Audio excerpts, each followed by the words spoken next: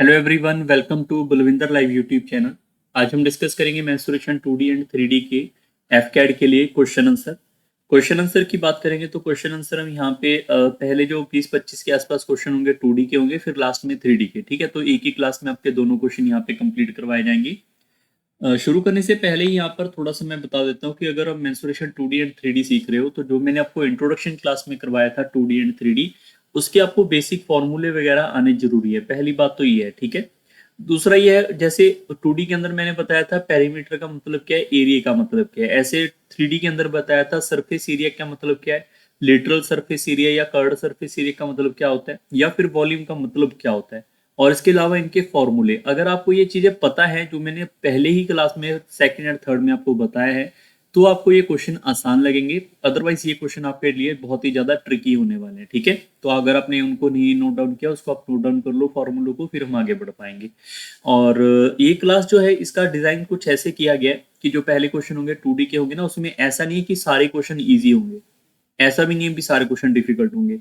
तो पहला question difficult, फिर इजी, डिफिकल्ट, कुछ मिक्स सा स्ट्रक्चर रहेगा, ऐसे ही 3D के अंदर रहेगा। ठीक है, तो आपको टोटल जो है इसके लगभग 45 के प्लस क्वेश्चन मिल जाएंगे इस क्लास के अंदर। ठीक है, सो क्लास को थोड़ा फास्ट ही रखेंगे, ऐसा नहीं है कि हम थोड़ा स्लो चलेंगे, बट इंट्रोडक्शन में स्टार्टिंग में ये बताना जरूरी है कि इस क्लास में क्या क्या होगा और क्या चीजें आपको पता होनी चाहिए।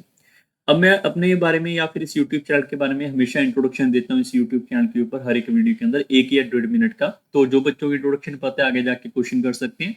जो बच्चे पहली बार मेरे साथ जुड़ रहे हैं उनके लिए इंट्रोडक्शन ये है कि मेरी ओर से आपको फिरदौसी बैच प्रोवाइड करवाया गया, जिसमें कंप्लीट अर्थमेटिक अवेलेबल है, एफकैड के रीजनिंग, एफकैड का मैथ का प्रीवियस ईयर क्वेश्चन मिल जाएंगे, एफकैड के मैथ और रीजनिंग के कोर्स मिल जाएंगे। जो भी आप पढ़ना चाहते हैं फ्री ऑफ कॉस्ट यहाँ से पढ़ सकते हैं। ठीक है, ये टेलीग्राम है, जो भी वीडियो होगा या मेरे बारे में कोई भी अपडेटेड इन्फॉर्मेशन होगी यूट्यूब चैनल के बारे में, वो यहाँ पे आपको सबसे पहले मिल जाएगी, इसको ज्वाइन कर सकते हैं। और ये इंस्टाग्राम में अगर आप मुझे डायरेक्ट कुछ मैसेज करके कुछ भी बात करना चाहते हो, मेरे से डायरेक्ट करना चाहते हो, तो यहाँ पे आप मुझे इंस्टाग्राम पे मैसेज कर सकते हैं, इसको फॉलो जरूर कर लेना। ठीक है, तो स्टार्ट करते हैं आज के सेशन का पहला क्वेश्चन। पहला क्वेश्चन आपके सामने लिखा है, rectangle with the perimeter 50 centimetre has its side in the ratio 1:4, what is the perimeter of the sphere whose area is the same as that of the rectangle. So first of all, अब यहाँ पे मैं बार बार ये draw नहीं करूंगा, पहले question में draw कर रहे हैं, क्योंकि रेक्टेंगल एंड स्फीयर का आपको इतना सा बेस पता होना चाहिए कि इसकी दो साइड होती हैं, दोनों डिफरेंट होंगी और पैरेलल साइड इक्वल होती हैं। साइड जो है स्फीयर की, उसकी सारी साइड इक्वल होती हैं। पेरीमीटर क्या होता है इसका, यहाँ पर हमारे पास पेरीमीटर होता है 2 बार L+B, और वो हमारे पास किसके बराबर है, यहाँ पे 50 सेंटीमीटर के बराबर है। रेशियो का मतलब क्या होता है, मेरे पास 1:4 का मतलब होगा 1x एंड 1x 4x। ठीक है, 1x एंड 4x, तो यहाँ पे अगर मैं अप्लाई करूंगा तो ये आएगा मेरे पास 1x, यहाँ पे आ जाएगा 4x इज इक्वल टू 50, ये इससे कट जाएगा यहाँ पर 25, और यहाँ पे आ जाएगा 5x इज इक्वल टू 25। तो मैं कह सकता हूँ x की वैल्यू कितनी आ रही है मेरे पास, यहाँ से 5। तो अगर x की वैल्यू 5 है, आप यहाँ पे लिखेंगे तो ये 5 है, इससे मल्टीप्लाई करेंगे 5, तो ये हो जाएगा मेरे पास 20। तो इसकी दो साइड आएंगी रेक्टेंगल की, 5 एंड 20, तो ये 5 है, और सॉरी ये 20 मान लो बड़ी लेंथ, ये 5 मान लो। ठीक है, जैसे उल्टा लिखा गया कोई इशू नहीं है, 5 एंड 20 है। अगर मैं आपसे पूछूं इसका एरिया क्या होगा, तो इसका एरिया होता है L/B। तो L/B कितना हो जाएगा, 5 × 20 करने पे 100। और लिखा हुआ है क्वेश्चन के अंदर जो एरिया है हमारे पास यहाँ पे स्केयर का, वो सेम है किसके अकॉर्डिंग, रेक्टेंगल। रेक्टेंगल का एरिया 100 है, तो यही एरिया इसके स्केयर का है। तो स्केयर का एरिया क्या होता है, साइड का स्केयर, तो साइड कितनी रही होगी मेरे पास यहाँ पे 10। ठीक है, अब उसने इसका क्या पूछा है स्केयर का, what is the perimeter of that square. तो इसका पेरीमीटर क्या होगा, पेरीमीटर होता है मेरे पास यहाँ पे 4 इंटू साइड, बाउंड्री के ऊपर चलने को बोलते हैं पेरीमीटर।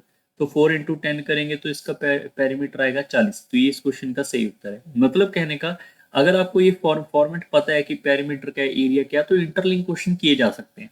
ठीक है, नेक्स्ट क्वेश्चन के ऊपर चलते हैं। A wire is spanned to form a sphere of area 169 centimeter square. If the same wire is spanned to form a circle, then what its area? So first of all हमारे पास यहाँ पे square है जिसका area कितना है 169। इसको तोड़ के हमने यहाँ पे सर्कल बना दिया है। तोड़ के सर्कल बना दिया तो इसका एरिया क्या होगा, एक्चुअली में क्या मैं ये कह सकता हूँ इसका पेरीमीटर बराबर होगा, क्योंकि स्केयर की जो लेंथ है, यहाँ पर ये वाली वायर जो है, इसी को हमने बना के यहाँ पे स्केयर बनाया, तो पेरीमीटर सेम होगा। अगर मेरे पास ये स्केयर है तो साइड इसकी यहाँ पर ए होगी, इसका एरिया मेरे पास है यहाँ पे तो a का स्क्वायर 169 होगा, तो क्या यहाँ से लिख सकते हैं कि a की वैल्यू मेरे पास 13 रही होगी। और इसका पेरीमीटर क्या होगा, पेरीमीटर होगा 4 इंटू साइड, तो मैं कह सकता हूँ यहाँ पे 13 इंटू 4, तो हमारे पास यहाँ पे पेरीमीटर आएगा 52। क्लियर है, 52 मेरे पास यहाँ पे पेरीमीटर आ जाएगा। और ये पेरीमीटर सर्कल के बराबर है, तो सर्कल का पेरीमीटर क्या होगा 2 पाई आर। क्या इसकी वैल्यू 52 के बराबर रहेगी।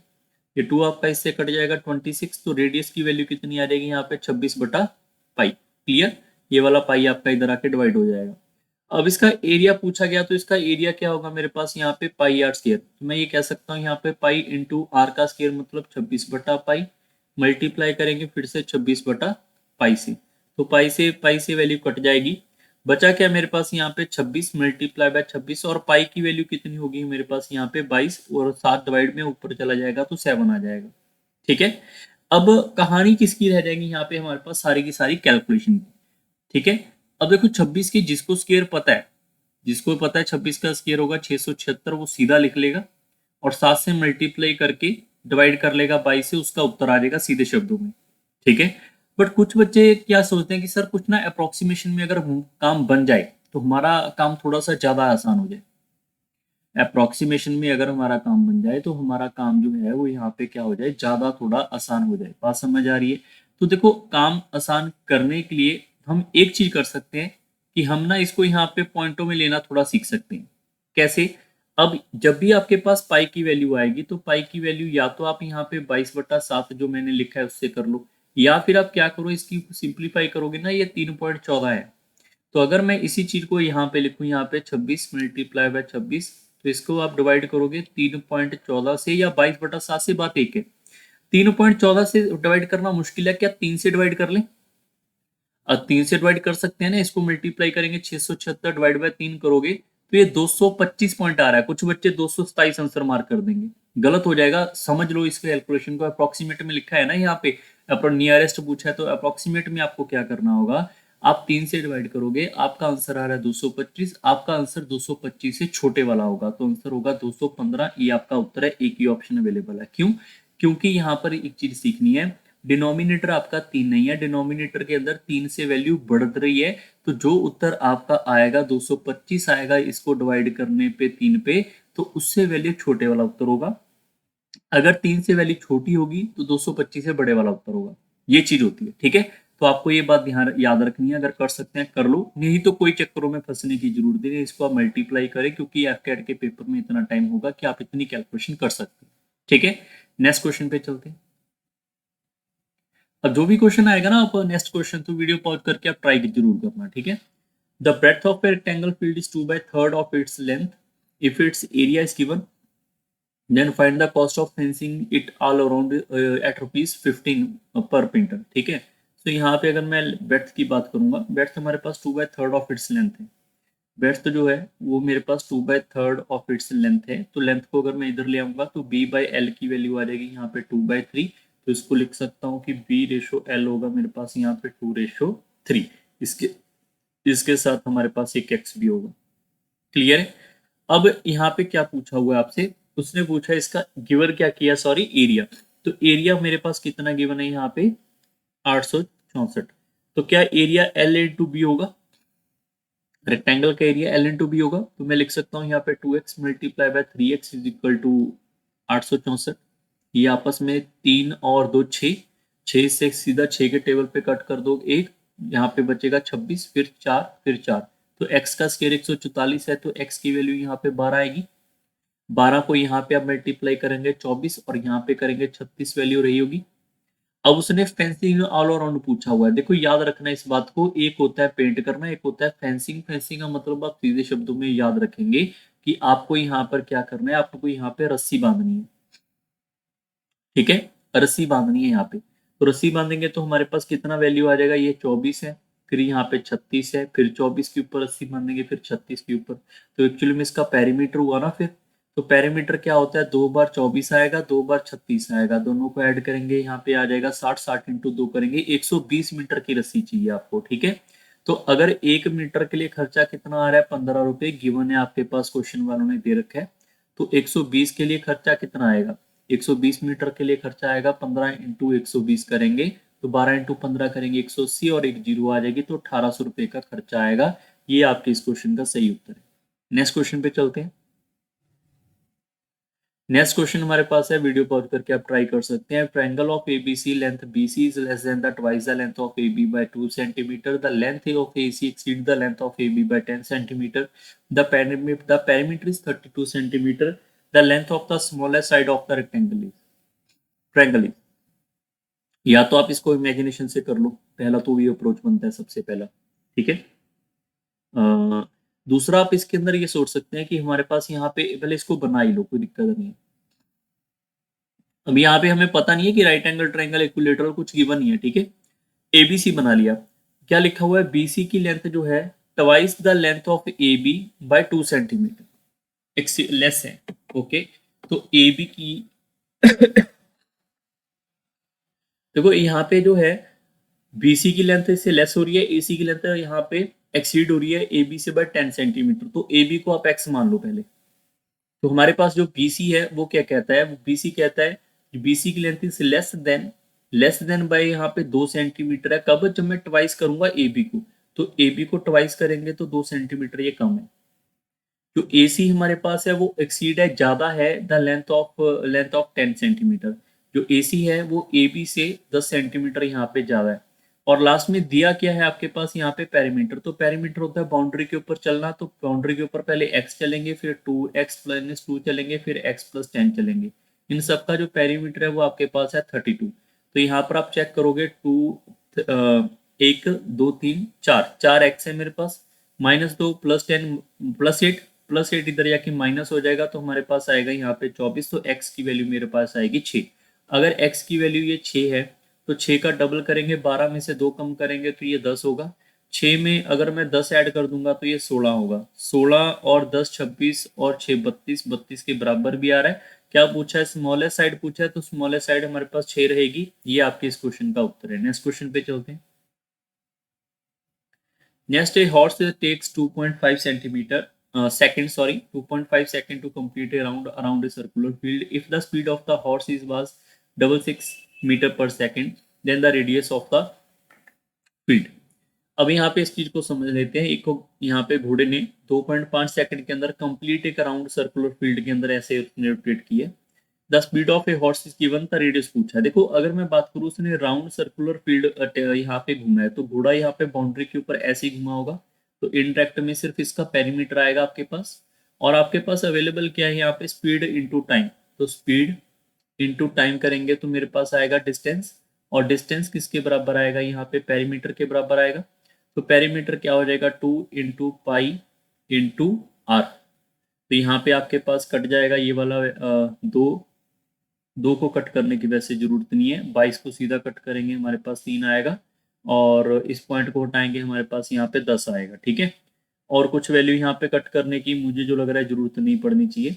फिर आपके पास 7 है, 7 को आप सीधा इससे मल्टीप्लाई कर लोगे, 7 को आप सीधा यहाँ पे 25 से मल्टीप्लाई कर लो, ठीक है, कैलकुलेशन से बचने के लिए। नहीं तो 7 इंटू 3 21 करके भी हम यहाँ पे कर सकते हैं, बट मुझे ये लग रहा है कि आप 7 इंटू 25 कर लोगे तो आपका आंसर थोड़ा जल्दी आएगा, 175। 175 को अगर मैं 3 गुना करूंगा 525, 525 को डिवाइड बाय 2 कर लोगे तो मेरे पास आ जाएगा 200। इसको आप कैलकुलेशन करते रहना, ठीक है। ये आएगा मेरे पास 262.5, और ये 10 भी तो है, यहाँ पे 26.25 आएगा।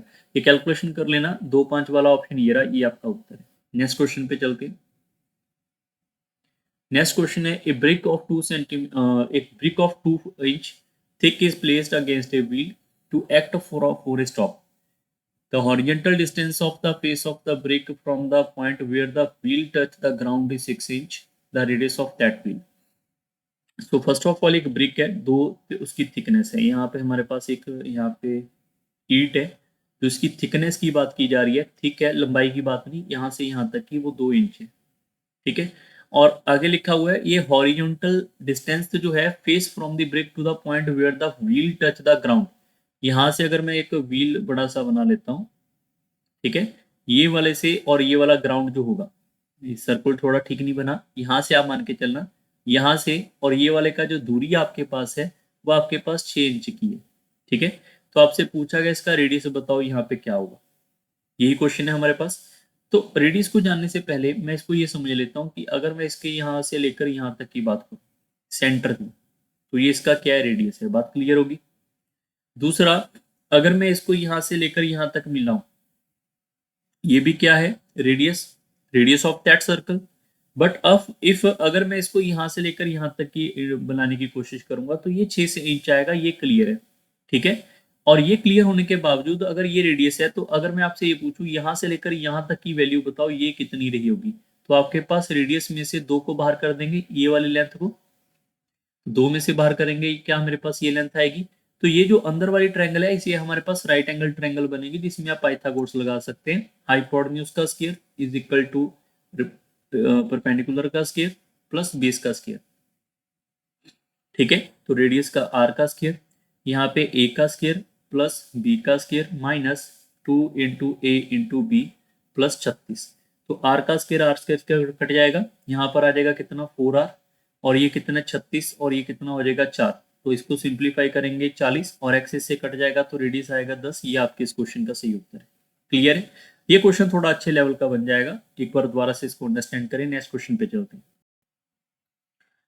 The perimeter of a circle, square and equilateral triangle are seen, then their area are CST respectively. Which of the following statement is a true? So first of all हमारे पास यहाँ पे पेरीमीटर ऑफ ए सर्कल क्या होगा, perimeter of a circle होगा 2πr, और square का perimeter क्या होगा 4 इंटू साइड, और इक्विलेटरल ट्रायंगल का हमारे पास पेरीमीटर क्या होगा 3 इंटू साइड, साइड हमारे पास यहाँ पे x, ठीक है। ये सभी का पेरीमीटर क्या है हमारे पास यहाँ पे सेम है, सेम का मतलब सभी का पेरीमीटर हमारे पास इक्वल होगा, ठीक है। अब यहाँ से देखो कैलकुलेशन हमारे पास जितनी फास्ट आप कर सकते हो उसके ऊपर ही सारा क्वेश्चन डिपेंड करेगा, ठीक है। सबसे पहले पाई की वैल्यू को उठाओ, यहाँ पे पाई को हम लिख सकते हैं यहाँ पे 22/7, 22/7। 7 को अगर मैं सारे क्वेश्चन से मल्टीप्लाई कर दूं तो क्या आएगा यहाँ पर 44r, और 7 को अगर यहाँ पे मल्टीप्लाई करेंगे यहाँ पे भी यहाँ पे भी यहाँ पे, तो कोई फर्क नहीं पड़ने वाला, यहाँ पे कोई भी फर्क नहीं पड़ेगा। तो आप इसको करेंगे, ये आएगा 28a, और ये आएगा मेरे पास यहाँ पे 21x। क्लियर हो गया इतना डाटा। अब हमारी कहानी क्या बनेगी, हमारी कहानी ये बनेगी, यहाँ से आप इन तीनों का रेशो बनाओ। रेशो किसका, रेडियस का, साइड का ऑफ ए स्केयर का, एंड इक्विलेटरल ट्रायंगल का। जब आप इसका यहाँ पे रेशो बनाएंगे, रेशो बनाने के बाद हमारे पास हर एक का हमें एरिया निकालना है, तीनों का एरिया निकाल के चेक करेंगे कौन सा यहाँ पे ग्रेटर है या फिर लेसर है। बात समझ आ रही है इतनी, ठीक है। अब इसमें आगे बढ़ने से पहले क्या हम यहाँ पे कुछ इमेजिन ना कर लें, हम यहाँ पे कोई ऐसी वैल्यू को इमेजिन कर लेते हैं जिससे हमारी कैलकुलेशन में थोड़ी सी ज्यादा आसानी हो जाए। या तो हम इस तरीके से कर सकते हैं, कोई दिक्कत नहीं, ठीक है। या फिर मैं ऐसा करता हूं, अभी मैं इसको छोड़ रहा हूं, बाकी आप ट्राई करना चाहते हो उससे आप रेशियो बना सकते हो, जो आपको मैंने रेशियो प्रोपोर्शन में सिखाया था, इनका एलसीएम लेके इससे डिवाइड करके, थोड़ा लेंथी बन जाएगा क्वेश्चन आपका हो जाएगा। दूसरा तरीका ये हो सकता है, हमें पता है पेरीमीटर ऑफ ए सर्कल क्या होगा 2 इंटू पाई इंटू आर, यही होगा। और हमें ये भी पता है स्केयर का पेरीमीटर होगा 4a, और इक्विलेटरल ट्रायंगल का पेरीमीटर होगा 3x, ठीक है। मैं कुछ ऐसा करता हूँ कि 2 इंटू 22/7 इंटू हमारे पास आ रहा है, तो मैं इसकी वैल्यू कुछ ऐसे इमेजिन कर लेता हूँ, ऐसे मैं कोई वैल्यू अपनी मर्जी से इमेजिन कर लेता हूँ, जो पेरीमीटर रखूंगा यहाँ पे और यहाँ पे, तो मेरे पास ए एक्स आर की वैल्यू डायरेक्ट ही आ जाए। डायरेक्ट आने के लिए मैं सीधे सीधे शब्दों में आपको यहाँ पे बता रहा हूँ कि हमारे पास कोई भी वैल्यू आप यहाँ पे इमेजिन जो है वो यहाँ पे आप कर सकते हैं, ठीक है। ऐसा कोई भी पोर्शन फिक्स नहीं है कि आप इसको यही मानो या फिर वैसे मानो, वो आपकी मर्जी रहती है हर एक क्वेश्चन के अंदर। जैसे मैं यहाँ पे इमेजिन कर लेता हूँ कि रेडियस मेरा 7 रहा होगा, मैं अपनी मर्जी से लिख रहा हूँ, 7 नहीं 21 मानेंगे, क्यों 21 मानेंगे मैं बताता हूँ लास्ट में, ठीक है। रेडियस को 21 मान लो, ये इससे कट जाएगा 3 बार, तो यहाँ पर आ जाएगा मेरे पास, यहाँ पे रेडियस आ जाएगा 22 इंटू 2 करेंगे तो मेरे पास आएगा 44, और फिर मेरे पास यहाँ पे 3 माना 100 है, तो 3 से मल्टीप्लाई करेंगे, ये आएगा 132। मान लो ये मेरे पास 132 है, मैंने इमेजिन कर लिया, यहाँ पे रेडियस 21 मान के किया। जब ये मैंने 132 माना तो आप देखोगे यहाँ पर ये 44 इससे कट जाएगा पूरा का पूरा 3 बार, ठीक है। और ये 7 आपका इससे मल्टीप्लाई होगा तो रेडियस 21 आएगा, जो मैंने यहाँ पे इमेजिन किया था वो। बट 132 अगर मैं यहाँ पे रखूं तो 132 यहाँ पे रखने से मुझे क्या फायदा होगा, मुझे ये फायदा है कि ये इससे कट जाएगा और यहाँ पर a की वैल्यू जो है वो मेरे पास आएगी 33। जब मैं यहाँ पर 132 रखूंगा तो मेरे पास x की वैल्यू भी यहाँ पे समथिंग आ जाएगी, यहाँ पे 132 डिवाइड बाय 3 आ जाए 3 आ जाएगी, यहाँ पे वैल्यू आ जाएगी 44। क्लियर हो गया। अब अगर मैं इनके एरिया की बात करूंगा तो इसका एरिया कितना होगा, इसका एरिया होगा यहाँ पे पाई इंटू आर का स्क्वायर। क्लियर है। अब यहाँ पे देखो कैलकुलेशन थोड़ी आसान हो रही है। 66 करेंगे, यहाँ पे 66 को जब मैं 21 से मल्टीप्लाई करूंगा ये हमारे पास 1300 समथिंग आ रहा है, तो 1386 आएगा। यहाँ पे मैं इसका एरिया चेक करूंगा तो साइड का स्क्वायर हो जाएगा मेरे पास यहाँ पे स्क्वायर का, तो 33 का स्क्वायर हो जाएगा यहाँ पे। तो double three into double three करेंगे तो ये मेरे पास आ जाएगा 30 का स्क्वायर 900, ये 1000 के आसपास ही आएगा, 1100 के नीचे रहने वाला है। फिर भी आप इसको कर लेना, ये आपके पास आएगा 1089। ठीक है। फिर आएगा मेरे पास यहाँ पे 44। तो इक्विलेटरल ट्रायंगल का एरिया क्या होता है, √3/4 इंटू साइड का स्क्वायर। तो हमारे पास यहाँ पे √3/4 इंटू 44 इंटू 44। ठीक है। तो यहाँ पर आप इसको कट करेंगे 11, तो यहाँ पे आ जाएगा 44 इंटू 11। तो ये वैल्यू भी आपके पास ये होगा 1.7। तो ये वैल्यू आपके 8-900 के आसपास आसपास आने वाली। ठीक है, आप इसको स्किप कर लेना, अप्रोक्सीमेट 900 के आसपास लिख रहा हूँ, बट कैलकुलेशन में थोड़ा होगा, चेक कर लेना। ठीक है। तो यहाँ से आपको पता चल गया कि जो सर्कल का एरिया है वो हमारे पास सबसे ग्रेटर है, उसके बाद स्क्वायर आएगा, फिर उसके बाद मेरे पास इक्विलेटरल ट्रायंगल आएगा। तो आपके पास C S sorry equilateral triangle आएगा टी, तो सी एस टी आएगा। सी एस टी हमारे पास ऑप्शन नंबर रहा बी ऑप्शन, ये आपका सही उत्तर है। ठीक है। नेक्स्ट क्वेश्चन पे चलते हैं। The measure of a side of right angle triangle are given by conjugative integer its area। तो conjugative का मतलब होता है जिसमें गैप हमारा सेम रहे, या तो गैप एक एक का, गैप एक एक का हो या फिर दो दो का, बट गैप सेम हो।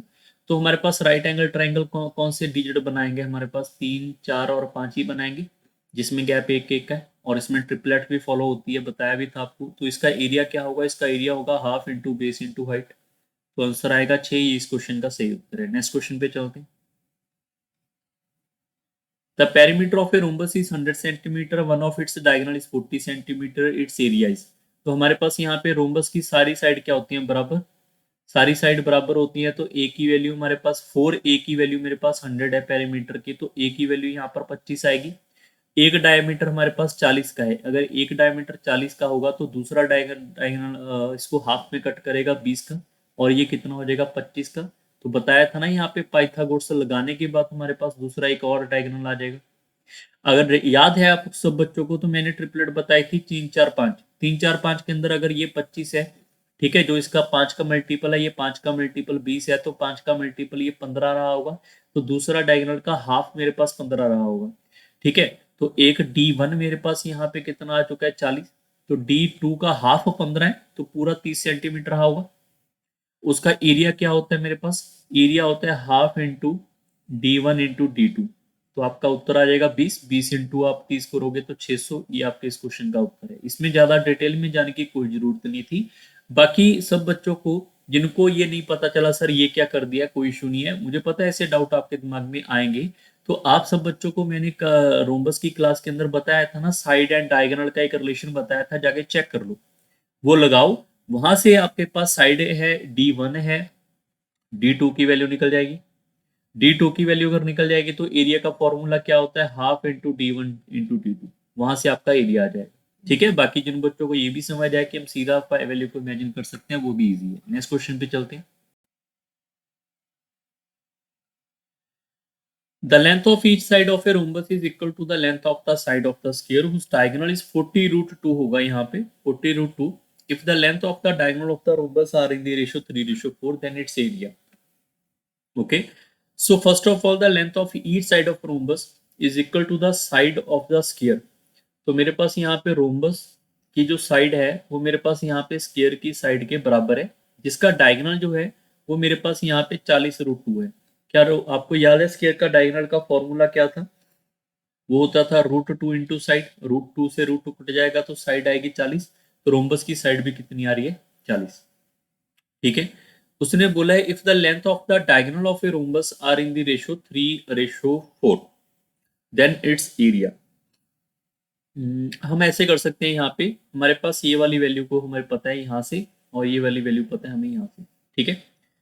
थोड़ा सा मैं इसको बड़ा फोटो बना के दिखा देता हूँ ताकि आपको थोड़ा समझने में आसानी हो। चलो यहाँ पे तो क्लियर हो गया ना कि हमारे पास साइड निकल के आ चुकी है। हमारे पास ये था √2। हमारे पास रोम्बस जो था, थोड़ा समझाने के लिए इसको दोबारा बना रहा हूँ, नहीं तो वहीं पे आपका आंसर हो जाता। साइड हमारे पास निकल के आई थी यहाँ पे 40। ये क्लियर है। मैं सिर्फ आपको ये कहना चाहता हूँ यहाँ से लेकर यहाँ तक की वैल्यू जो हमारे पास यहाँ पे डायगोनल है D1:D2, वो मेरे पास है यहाँ पे 3:4। मैं 3:4 को 6 और 8 भी तो मान सकता हूँ। रेशो के मामले में मैं ये भी तो कर सकता हूँ ना, 6 और 8 रहा होगा, क्या पता इसका डबल। सर ऐसा क्यों किया आपने? क्योंकि मुझे ये पता है जो डायगोनल होगा यहाँ पे D1 होगा D2 होगा, वो आपस में इंटरसेक्ट होने के बाद हाफ हाफ कट होता है। अगर मैं इसको 3 मान के चलता, मान लो मैंने 3 मान लिया, 3 इज देयर, तो ये कितना हो जाएगा? ये 3/2 है, ये पॉइंटों में नहीं आना लग जाएगा, तो मेरी कैलकुलेशन थोड़ी बढ़ेगी। इस वजह से मैं ये 3 और 4 को छोड़कर मैं मान लूंगा 6 और 8 को। अगर ये 6 और 8 है तो क्या ये 3 और 3 होगा, और ये आपका 4 और 4 होगा। अगर यहाँ पर आपको याद है तो यहाँ पे पाइथागोरस लगेगी 3 4, तो क्या ये 5 होगा। अगर 5 की वैल्यू मेरे पास 40 है जो कि 8 का मल्टीपल है, तो ये 8 का मल्टीप्लाई करेंगे तो ये हाफ डायगोनल आपका 32 होगा। हाफ डायगोनल आपका 8 का मल्टीपल क्या ये 24 होगा। अगर आपको यहाँ से क्लियर हुआ तो क्या मैं यहाँ पे D1 निकाल सकता हूँ। D1 क्या होगा 24, और ये भी 24, 24 का डबल करेंगे 48। D2 क्या होगा 32, यहाँ पे 32 यहाँ पे, तो ये आएगा 64। तो हमारे पास एरिया ऑफ ए रोम्बस क्या होगा, half into D1 into D2। Clear हो गया सब स्टूडेंट को। अब देखो यहाँ पे आपकी कैलकुलेशन भी आसान हो जाएगी। यहाँ पर आप कट करोगे, ये कितना आएगा 24, 4 × 4 करेंगे तो यूनिट डिजिट लास्ट में 6 आएगा, 0 नहीं आ सकता और 5 नहीं आ सकता, तो ये आपका एक उत्तर बचा है। अदरवाइज आप इसको मल्टीप्लाई कर लेंगे, कोई दिक्कत नहीं है। क्लियर है। अब ये स्मार्ट वर्क जो हमने सीखा यहाँ पे, क्या ये हर क्वेश्चन में अवेलेबल होगा? बिल्कुल हर क्वेश्चन में अवेलेबल होगा। तब जब आपके पास रेशो है, आप उसका डबल ट्रिपल करके आंसर कर सकते हैं। बट याद रखना, एक बात को याद रखना बहुत ज्यादा जरूरी है। क्या याद रखना है? ये ना हो कि आपने 24 लिखा, आपने देखा कि sir half into D1 into D2 होता है इसका एरिया, तो मैं क्या करूंगा ना, हाफ इंटू यहाँ पे 24 इंटू 32 कर लेता हूँ, तो वो ऑप्शन नहीं मिलेगा आपको फिर। बात समझ आ रही है? वो ऑप्शन नहीं मिलेगा। ये याद रखने वाली बातें हैं कि डायगोनल यहाँ पे क्या होता है, हाफ हाफ कट होता है। तो अगर आपने वैल्यू निकाली ये, तो इसका डबल होगा तो भी जाके आपका पूरा डायगोनल आएगा। क्लियर है। अब चलते हैं नेक्स्ट क्वेश्चन पे। ठीक है, कई बार बच्चे ये भी करते हैं, इसका एरिया निकाल के उसको 4 से मल्टीप्लाई कर लेते हैं, क्योंकि सर ये भी तो बराबर होगा। बट आप ऐसे चक्करों में मत फंसे। आपको जब डायगोनल में बता रहा हूँ कि हाफ हाफ होगा, तो आप उसकी डायरेक्ट वैल्यू निकालने की कोशिश करें। ठीक है ना, उससे आपको हेल्प ज्यादा मिलेगी। अब आगे बढ़ने से पहले, ये जो चीज मैंने बताई ना आपको, 3 4 का मल्टीपल सीधा करके अपने आंसर कर लिए। कुछ बच्चे इसमें ऐसे नहीं करेंगे सॉल्व। कुछ बच्चे क्या करेंगे, डी और ए, D1 और D2 एंड ए का एक रिलेशन मैंने करवाया था रोम्बस का, वहां पे वो अप्लाई करके आंसर करेंगे। मेरी बात समझ के याद रख लेना, आप वहां से आंसर करोगे बात सेम आएगी। वो भी अप्रोच बिल्कुल सही है, उसमें कोई गलती वाली चांस नहीं है। ठीक है, वो आप करना चाहते हो कर सकते हैं। नेक्स्ट क्वेश्चन पे चलते हैं। The area of the largest circle that can be drawn inside a sphere of side 28 centimetre. तो हमारे पास यहाँ पे एक स्फीयर है जिसकी साइड है 28 सेंटीमीटर, और इसमें हमने लार्जेस्ट सर्कल जो है इनसाइड है स्फीयर के। तो लार्जेस्ट सर्कल क्या होगा हमारे पास, ये वाला होगा, जिसका डायमीटर की बात करूंगा तो डायमीटर तो यहाँ से यहाँ तक इसका साइड के बराबर ही होगा। तो डायमीटर अगर 28 है, तो क्या मेरे पास जो साइड होगी, सॉरी रेडियस होगा, तो डायगोनल का हाफ हो जाएगा, ये 14 रहा होगा, फिर 14 सेंटीमीटर रहा होगा। तो इस सर्कल का एरिया क्या होगा, इस सर्कल का एरिया होगा पाई इंटू आर का स्क्वायर, आर इंटू आर। तो ये से कट करेंगे 2 बार, 28 इंटू 2 है, तो लास्ट में आपके पास ये आने वाला है ऑप्शन। फिर भी आप एक बार ना कैलकुलेशन चेक कर लेना, 616 आ रहा है। ठीक है, ये आपका उत्तर है। नेक्स्ट क्वेश्चन पे चलते हैं। नेक्स्ट क्वेश्चन आपके पास है, area of a ring between the two concentric circle who circumference are given. तो इसका पूछा गया एरिया, पूछा गया आपस में क्या होगा। कंसेंट्रिक का मतलब क्या होता है, एक सर्कल है, इसका सेंटर पॉइंट, और दूसरा सर्कल है, उसका सेंटर पॉइंट सेम होगा। ठीक है, इसका सरकमफ्रेंस, छोटे वाले का सरकमफ्रेंस मेरे पास कितना है, 2πr1। ठीक है, बड़े वाले का सर्कल का सरकमफ्रेंस कितना है, 2π कैपिटल आर। एक को स्मॉल आर लिख लो, एक को कैपिटल आर। स्मॉल आर वाले का पेरीमीटर है मेरे पास 88, तो यहाँ पे 2π, तो पाई की वैल्यू होगी 22/7, 22 इंटू 2 करेंगे 44, इससे कट करेंगे 2, 7 आप मल्टीप्लाई करोगे तो ये आएगा मेरे पास 14। ऐसे ही आप 2 पाई आर को 132 करोगे तो यहाँ पर आएगा 44। 44 को आप इससे कट करेंगे 3, 7 को मल्टीप्लाई करेंगे तो मेरे पास आएगा यहाँ पर 21। Area of the ring between पूछा है, तो इन दोनों के बीच में ये वाला एरिया है, ये वाला पूछा हुआ है, तो ये एरिया किसके बराबर होगा? ये एरिया होगा मेरे पास यहाँ पे πr² माइनस πr²। बड़े वाले के रिंग में से छोटे वाले को बाहर कर दो तो पाई इसमें से कॉमन निकल जाएगा 22/7। ये वाला रेडियस का स्क्वायर है 21 का स्क्वायर, ये वाले रेडियस का स्क्वायर है यहाँ पे 14 का स्क्वायर। तो आप इसको सिंप्लीफाई करेंगे उत्तर आ जाएगा यहाँ पे। फिर भी इसको कर ही लेते हैं 22/7। इसमें a² माइनस b² का फॉर्मूला लगा सकते हैं a+b और a-b। a-b करेंगे तो 7 आएगा, a+b करेंगे तो 35 आएगा। ये कट जाएगा, इसको आप सिंप्लीफाई कर लेंगे तो हमारे पास उत्तर आएगा यहाँ पे 70। 70 इंटू 11 करोगे 770। ऑप्शन नंबर आपका बी सही है। नेक्स्ट क्वेश्चन पे चलते हैं। For equal circle, each of radius a unit touch one another, the area enclosed between them is 22/7। पाई की वैल्यू आपके पास है 22/7 in square unit. Okay, so 4 circle यहाँ पे टच कर रहे हैं एक दूसरे को। तो पहला सर्कल ये रहा, दूसरा सर्कल ये रहा, तीसरा सर्कल ये रहा। आपस में तो टच ऐसे ही होगा ना यहाँ पे एक दूसरे को। और इसका जो रेडियस है वो मेरे पास है यहाँ पर ए यूनिट, तो इसका भी रेडियस ए है क्योंकि चारों सर्कल बराबर है हमारे पास यहाँ पे। तो यहाँ पर ये भी ए और ये भी ए और ये भी और ये भी। आगे बढ़ने से पहले, क्वेश्चन को सॉल्व करने से पहले इस स्क्वायर को मैं बाहर निकाल के आपको बता रहा हूँ। कई बार क्वेश्चन ऐसा भी आता है, ठीक है, कई बार क्वेश्चन ऐसा आता है। इस क्वेश्चन को छोड़ दो, भी नेक्स्ट क्वेश्चन है, ठीक है। तो कई बार क्वेश्चन ऐसा आता है पेपर में कि एक हमारे पास स्क्वायर फील्ड है, उसके एक वर्टेक्स के ऊपर एक यहाँ पे घोड़ा है जो कि इस स्क्वायर फील्ड के सिर्फ हाफ तक जा सकता है। ऐसा भी हो सकता है, या फिर ये बोल देंगे कि ये 14 सेंटीमीटर है तो उस घोड़े को रस्सी से बांधा के तो 7 सेंटीमीटर है, तो उसका हाफ हो गया ना, 14 का हाफ 7। तो अगर वो हाफ के ऊपर जा सकता है तो उसने कितनी यहाँ पे ग्रेजिंग की होगी, कितने तक घास खा सकता है। और चारों कॉर्नर के ऊपर एक एक घोड़ा है, तो ये वाला पर्सन यहाँ से घास खा सकता है, ये वाला पर्सन यहाँ से घास खा सकता है, ये वाला पर्सन यहाँ से, ठीक है, घोड़ा। तो बीच में जो अनग्रेजिंग फील्ड रह गया जहां पे अभी भी घास लगा हुआ है, तो उसका एरिया बताओ क्या है। या तो ये क्वेश्चन होगा या फिर ये होगा 4 सर्कल है उसके बीच वाला एरिया बताओ, ये वाला बचा हुआ इसका एरिया का रिलेशन क्या होगा। इन दोनों का आंसर सेम है। बात समझ आ रही है? सो अगर आपको ये समझ आया होगा, मैं आपको यहां से बता रहा हूं, ये क्वेश्चन आपका सेम बन जाएगा। ये मेरे पास ए और ए है, ठीक है। तो मैं ये कह सकता हूँ पूरी की पूरी साइड मेरे पास कितनी हो जाएगी, यहाँ पे 2a। तो मेरे पास स्क्वायर का एरिया क्या होगा, स्क्वायर का एरिया होगा यहाँ पे 2a का स्क्वायर माइनस ये वाला एरिया, ये वाला और ये 4 एरिया। एक्चुअली में 90 डिग्री है ये वाला एरिया। तो आपको सेक्टर का एरिया याद है, theta divide by 360 degree multiply by pi into radius का स्क्वायर। तो रेडियस इसका ए का स्क्वायर है, तो एक बार हुआ, ये एक बार नहीं है, टोटल 4 बार करना है हमें, क्योंकि 4 है ऐसे सेक्टर, 1 2 3 और 4। तो आपका उत्तर ये होगा। इसको सिंप्लीफाई करेंगे 4 ऑफ ए स्क्वायर, ये से कट करेंगे 4 बार, ये भी 4 बार, तो इसको माइनस करेंगे पाई इंटू ए का स्क्वायर। तो इसमें से आप ए स्क्वायर को कॉमन निकालोगे, उत्तर आ जाएगा मेरे पास यहाँ पे 4 माइनस पाई। क्लियर? आगे अगर सिंप्लीफाई करना चाहते हो या तो उत्तर ये होगा, या फिर पेपर में ऐसा होगा ए का स्क्वायर, पाई की वैल्यू आप रख लोगे यहाँ पे 22/7। हमने कुछ, हाँ ठीक है, 22/7 या 28। 28 को आप सिंप्लीफाई करेंगे 6/7 ए स्क्वायर।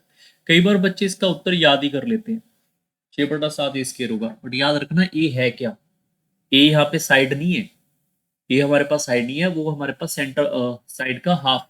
ठीक है, नेक्स्ट क्वेश्चन पे चलते हैं। ओके, नेक्स्ट क्वेश्चन जो है आपको परसेंटेज में भी करवाया गया था। If the length of the rectangle increase by 25%, the width is decrease by 20%, then the area of a rectangle, we know the area of a rectangle that is equal to L multiply by B। If there is a multiply sign and the percentage increment in this format, so we are going with the approach of the successive। सुक्सेसिव फॉर्मूले से हमें solve करना था। सुक्सेसिव का मतलब आपको मैंने percentage Firdausi batch में बहुत अच्छे से पढ़ाया हुआ है, वहां पे जाके आप चेक कर सकते हैं, ठीक है।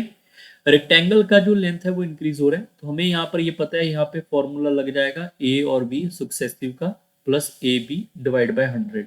तो ए की वैल्यू क्या आ जाएगी, इंक्रीज हो रहा है तो प्लस का 25, बी की वैल्यू यहाँ पे डिक्रीज आएगी तो माइनस का 20, तो आप लिखेंगे यहाँ पे प्लस का 25 प्लस माइनस 20 प्लस प्लस का 25 माइनस 20 डिवाइड बाई 100। सॉल्व करेंगे तो यहाँ पर आ जाएगा प्लस का 5, ये इससे कट करेंगे 4, ये इससे कट करेंगे 5, तो यहाँ पे क्या आ जाएगा -5 विच इज इक्वल टू 0। सो 0% का इंक्रीमेंट होगा, रिमेन अनचेंज आएगा। ऑप्शन नंबर सी सही है। सर ये तो आपने बड़ा इजीली बता दिया, इसका मतलब ये होगा, बट अगर परसेंटेज वाली वैल्यू जो है वो फ्रैक्शन में आ गई तो क्या करेंगे? या फिर क्वेश्चन वॉल्यूम का आ जाएगा जिसमें हमारे पास दो नहीं तीन अप्रोच होंगी तो क्या करेंगे? तो पहली बात तो सारे बच्चे याद रखें, अगर आप सक्सेसिव सीखना चाहते हैं जाके फिरदौसी बैच में परसेंटेज सीख लो, उसमें आपको मिल जाएगा सारा कंसेप्ट सक्सेसिव का, ठीक है। और रही बात वॉल्यूम की, वो आज ही के लेक्चर में एंड में आपको सारे क्वेश्चन मिल जाएंगे, ठीक है। उसके लिए आपको वेट करना पड़ेगा ये सेशन के एंड तक। नेक्स्ट क्वेश्चन के ऊपर चलते हैं। If the side each side of a rectangle is increased by 50%, its area will be increased by, तो सेम अप्रोच लगेगा यहाँ पे a plus B plus A B by 100, तो यहाँ पे प्लस ए प्लस बी, क्योंकि इंक्रीज हो रहे हैं दोनों, तो यहाँ पे a into B by 100। Simplify करेंगे तो 125 और 100, 125 आ रहा है, तो 125% का इंक्रीमेंट होगा, बी ऑप्शन। नेक्स्ट क्वेश्चन पे चलते हैं। The radius of a circle increased by 1% by how much does the area of a circle increase? कई बार बच्चे एक को ना 1% मार्क कर देंगे। याद रखना सर्कल का मतलब होता है मेरे पास यहाँ पे 22/7 into radius pi into are का स्क्वायर। पाई से मतलब नहीं है, ये तो सेम ही है, ये कल भी सेम रहेगा, ये यूनिवर्सल कांस्टेंट है, 100 साल बाद भी सेम रहेगा, बट रेडियस में भी चेंज।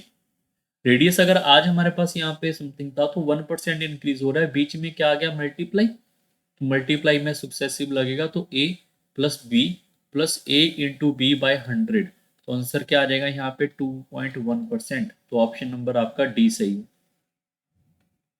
ठीक है। सॉरी 2.01 आएगा, क्योंकि इसमें डबल जीरो आएगी ना, यहाँ पे 2.01% आएगा, तो ऑप्शन आपका यहाँ पे बिल्कुल जो सही वाला ऑप्शन होगा 2.01 आएगा। नेक्स्ट क्वेश्चन पे चलते हैं। The length of a two parallel side of a trapezium are given. If the height of the trapezium be 4 centimeter, then its area. ये क्वेश्चन जो है, इस क्वेश्चन को यहाँ पे मैं थोड़ा रोक के बता रहा हूँ, क्योंकि ट्रपीजियम हमने मेंसुरेशन 2D में स्किप कर लिया था मेरे ख्याल से, फिगर एक रहेगी थी, ठीक है। तो ट्रपीजियम को यहाँ पे पढ़ लेते हैं होता क्या है। ट्रपीजियम की फोटो कुछ इस तरीके से होती है, ये मेरे पास होता है ए, फिर ये बी, ये सी और ये डी। जो ए बी है वो पैरेलल होता है सी डी के। पैरेलल का मतलब समझ आया कि हमारे पास यहाँ से लेकर यहाँ तक जो दूरी है वो सेम रहेगी, ठीक है। और ये यहाँ पे जरूरी नहीं है कि हमारे पास ए डी है वो इक्वल होगा बी सी के या नहीं होगा, ये हमारे पास जरूरी नहीं है। अगर इक्वल हो गया तो ये हमारे पास ट्रपीजियम बन जाता है आइसोसेलेस ट्रपीजियम, बट ये जरूरी नहीं है तो इसको हम नहीं लिख रहे, ठीक है। अगर हमारे पास ये होगा तो याद रखना यहाँ पे हमारे पास एक पॉइंट बनता है that is called height. Height हमेशा 90 डिग्री पे बनती है, तो इसका एरिया क्या होगा? एरिया होता है half into sum of the parallel side, sum of the parallel side which we can say A B plus C D multiply by its height. यहाँ पे ए बी और सी डी इन दोनों का सम करेंगे, हाफ करेंगे, multiply height करेंगे, तो हमारे पास एरिया निकल के आ जाएगा डायरेक्ट। क्लियर है?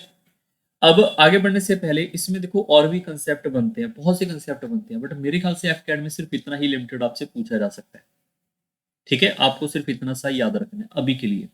बट अगर हमें एक स्टेप आगे बढ़ना पड़े तो एफ के लिए मैं एक स्टेप आपको आगे वाला कंसेप्ट यहाँ पे बता देता हूँ कि अगर मैं यहाँ पे बोल दूं हमारे पास ये यहाँ पर पॉइंट है हमारे पास ई, ये पॉइंट है एफ, और यहाँ पर इसको मैं मिला देता हूँ। सर ई एफ कौन सा पॉइंट है? E and F are the mid point of A D and B C respectively. यहाँ पर ये वाला कौन सा है मेरे पास? मिड पॉइंट है। तो हमारे पास ई और एफ की जो लेंथ होती है वो होती है half of A B plus C D, ये याद रखनी है आपने, ठीक है।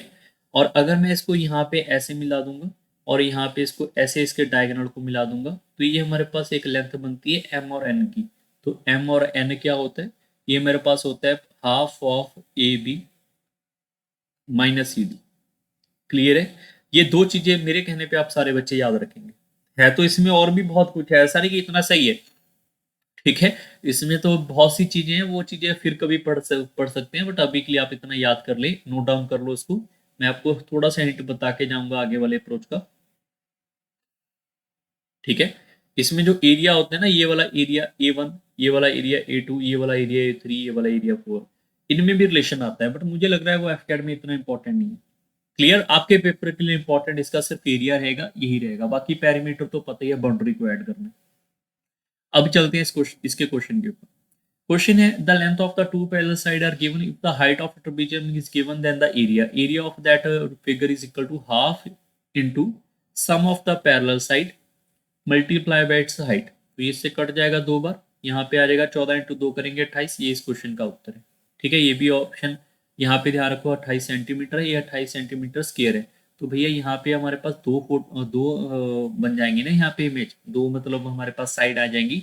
तो अगर यहाँ पे सेंटीमीटर है, यहाँ पे सेंटीमीटर है, मल्टीप्लाई करेंगे तो सेंटीमीटर स्क्वायर होगा, स्क्वायर सेंटीमीटर आएगा, ये नहीं आएगा। नेक्स्ट क्वेश्चन पे चलते हैं। Next, at the side of the parallelogram are given. If the altitude corresponding to the side of 25 is 10, then the altitude corresponding to the other pair of the side. So parallelogram is equal similar based on the rectangle, but थोड़ा tilt होता है। अगर यहाँ पर ये 25 है तो ये साइड हमारे पास 20 है। एल्टीट्यूड का मतलब होता है 90 डिग्री वाली अप्रोच, मतलब यहाँ से लेकर यहाँ तक जो H1 है वो मेरे पास होगा, और यहाँ से लेकर जो यहाँ तक है ये H2 होगा। तो अगर इसकी वैल्यू मेरे पास यहाँ पे 10 है तो इसकी वैल्यू क्या होगी, ये पूछा हुआ है। तो आपको बताया गया था पैरेललोग्राम का एरिया क्या होता है। एरिया होता है बेस 25 इंटू एल्टीट्यूड हाइट, और इसका एरिया अगर मैं बेस 20 ले लूंगा तो इसका एल्टीट्यूड हमारे पास आ जाएगा यहाँ पे H2। तो एरिया दोनों का सेम है, ये 0 से 0 कट जाएगा, 2 इससे कट करेंगे तो H2 की वैल्यू आ जाएगी यहाँ पे 12.5, ये इस क्वेश्चन का उत्तर है। अगर आपको याद हो, बेसिक में मैंने बताया भी था कि सीधा ही क्वेश्चन आएगा पेपर में। नेक्स्ट क्वेश्चन पे चलते हैं। Next, if the length of the perimeter of a rectangle are in the ratio 5:16, then its length and breadth will be the ratio. Okay. तो length and the perimeter of the rectangle. Remember length and perimeter है, length and breadth नहीं है यहाँ पे। तो यहाँ पे आप समझ लें सारे बच्चे कि हमारे पास यहाँ पे L होगा, और यहाँ पे B रहा होगा, और यहाँ पे पेरीमीटर है। ठीक है। सो अगर L की बात करेंगे, L मेरे पास यहाँ पे 5 है, और यहाँ पे बी का आता पता नहीं है, बट पेरीमीटर मेरे पास 16 है। तो पेरीमीटर ऑफ ए रेक्टेंगल होता क्या है, twice of L plus B होता है, विच इज इक्वल टू 16। अगर यहाँ पे एल की बात करेंगे, एल मेरे पास 5 है, तो क्या मैं यहाँ पे वैल्यू ऑफ बी फाइंड कर लूंगा, इससे कट करेंगे 8, तो बी की वैल्यू आ रही है 3, तो यहाँ पर ये 3 रहा होगा। तो लेंथ एंड ब्रेथ का रेशियो पूछा हुआ है, तो 5:3 है, ये आपका उत्तर है। नेक्स्ट क्वेश्चन के ऊपर चलते हैं। The three circle of diameter 10 centimeter each are bounded together by rubber band as shown in the figure. Figure मैं बना देता हूँ। The length of the rubber band if it's subject as shown in this. तो हमारे पास यहाँ पे rubber band का figure पूछा गया, उसकी लेंथ कितनी है। मतलब यहाँ पे एक सर्कल है, यहाँ पे एक सर्कल है, यहाँ पे एक सर्कल है, तीनों के तीनों सर्कल 10 सेंटीमीटर ईच है, तो सर्कल इक्वल होंगे। और यहाँ पे हमारे पास एक रबर बैंड बनाई गई है, यहाँ से ऐसे अटैच हो रही है। मैं रबर बैंड थोड़े दूसरे कलर में आपको दिखा देता हूँ प्रॉपरली। रबर बैंड यहाँ से ऐसे आएगी, फिर मेरे पास इसके सर्कुलर के ऊपर घूमेगी ऐसे, फिर यहाँ से सीधी चली जाएगी, फिर यहाँ पे सर्कुलर के ऊपर घूमेगी, फिर यहाँ से भी सर्कल के ऊपर ऐसे घूमेगी, फिर यहाँ से सीधी चली जाएगी। तो ये रबर बैंड की लेंथ कितनी, ये आपका क्वेश्चन है। क्लियर है। अब इसको मैं एक बार तो आपको करके समझाऊंगा कि कैसे बनता है, बट पेपर में आपको याद ही रख लोगे तो बढ़िया चीज है। ठीक है। अगर हमारे पास इसका डायमीटर 10 सेंटीमीटर है, तो क्या हमारे पास इसका रेडियस 5 होगा, और इसका रेडियस 5 होगा। यहाँ पे भी हमारे पास रेडियस 5-5 होगा, यह भी रेडियस 5-5 होगा।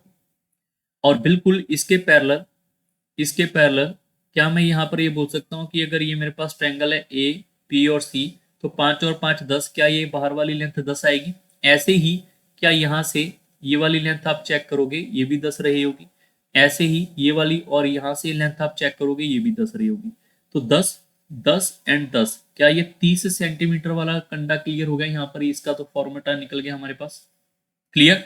अब ये वाली अप्रोच के बाद आपको ये समझना था कि हमारे पास ये वाली आर्क लेंथ है कितनी है। हमें यहाँ पर ये भी आर्क लेंथ चेक करनी है ना, ये वाली, ये जो ग्रीन सर्कल में आपको दिखाई दे रही है। क्लियर।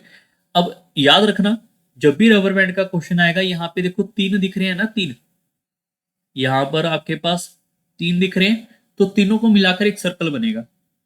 सर्कल का पेरीमीटर क्या होता है, 2 × पाई × r। डायमीटर 10 है तो रेडियस क्या होगा, 5 होगा। तो आपका उत्तर यहाँ पे आ जाएगा 30 + 10 पाई। ये आपका उत्तर है। सर अगर 4 सर्कल हुए, चारों से भी सर्कल बनेगा, यहाँ पे 2 पाई आर आएगा। 5 सर्कल होंगे तो भी 2 पाई आर होगा। 10 सर्कल होंगे तो भी आपके पास यहाँ पे 2 पाई आर ही होगा। क्लियर है।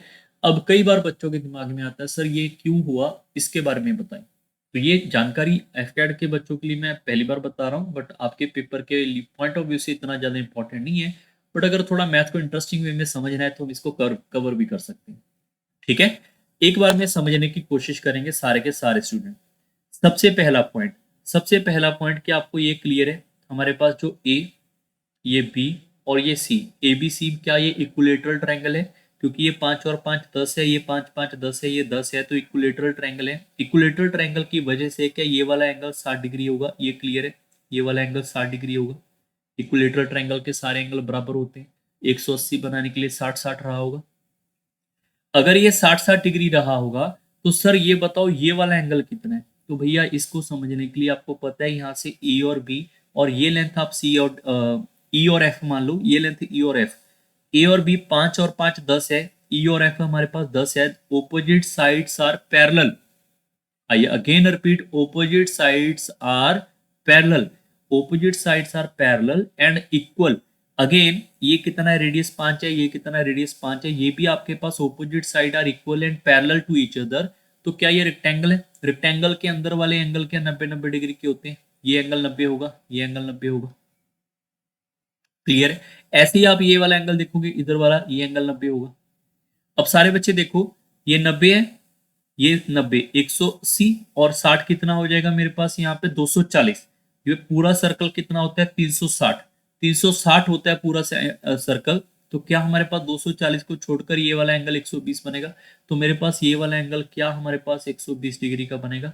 अगर ये एंगल एक 120 डिग्री का है, ये भी 120 120, तो 360 का मतलब है एक मेरे पास सर्कल। क्लियर, आप ऐसे इसको कवर कर सकते हैं। आई होप सब बच्चों को ये वाला अप्रोच भी समझ आया होगा, जितना मुझे आइडिया है उसके बारे में। ठीक है सर, इसका आप बोल रहे थे ना इसका कोई फॉर्मूला वगैरह, तो इसके देखो फॉर्मूले हैं। ठीक है, इसके सारे बच्चे याद रखेंगे, इसकी अप्रोच का फॉर्मूला है। फॉर्मूला हम इसको समझ लेते हैं। इसको ना डायमीटर है, हम रेडियस में कन्वर्ट कर लो। डायमीटर है, इसको रेडियस में कन्वर्ट कर लेंगे तो यहाँ पे आ जाएगा 6 × 5, यहाँ पे आ जाएगा 5, सॉरी 5 × 2 पाई। ठीक है, अब हमारे पास जो इसका फॉर्मूला बनेगा, 5 को आप यहाँ पे समझ लोगे हमारे पास n, तो यहाँ पे आ जाएगा 6n, 6r, sorry 6r, and यहाँ पे आ जाएगा r इंटू 2 पाई × r। ये आपके पास इसका फॉर्मूला बन जाएगा। अगर आप याद करना चाहते हैं तो इसको ऐसे कर लो। कुछ बच्चे किसी किताबों में ऐसा भी लिखा मिलेगा आपको, फॉर्मूला 3 × n + 2 पाई r। ठीक है, 2 पाई r भी लिखा मिलेगा।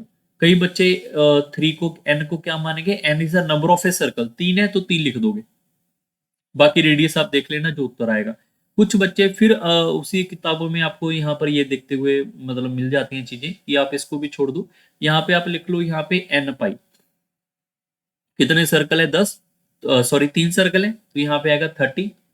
तो यहाँ पे n की वैल्यू 10 और यहाँ पे पाई, सॉरी n हमने यहाँ पे गलत लिख लिया, यहाँ पे 10 आ जाएगा। इसको आप छोड़ दो, ये हमने गलत लिखा है। ठीक है, इसको छोड़ दो, मतलब इसके शॉर्टकट बनाए जा रहे हैं अलग अलग एक तरीके से। ठीक है, तो मेरा कहने का मतलब है आप इसको ऐसे याद रख लोगे तो बेहतर है आपके लिए, बट याद रखने से बेहतर है आप गलत मत करना। यहाँ पे रेडियस है, यहाँ पे डायमीटर मत फिट कर देना। यहाँ पे सर 10 था तो हम 10 लिख के 60 कराए, गलत हो जाएगा। नेक्स्ट क्वेश्चन पे चलते हैं। The total surface area, total surface area आती पता चल गया कि हमारे पास मेंसुरेशन 2D के क्वेश्चन तो लगभग कंप्लीट है। अब स्टार्ट करेंगे हम यहाँ पे मेंसुरेशन 3D के क्वेश्चन।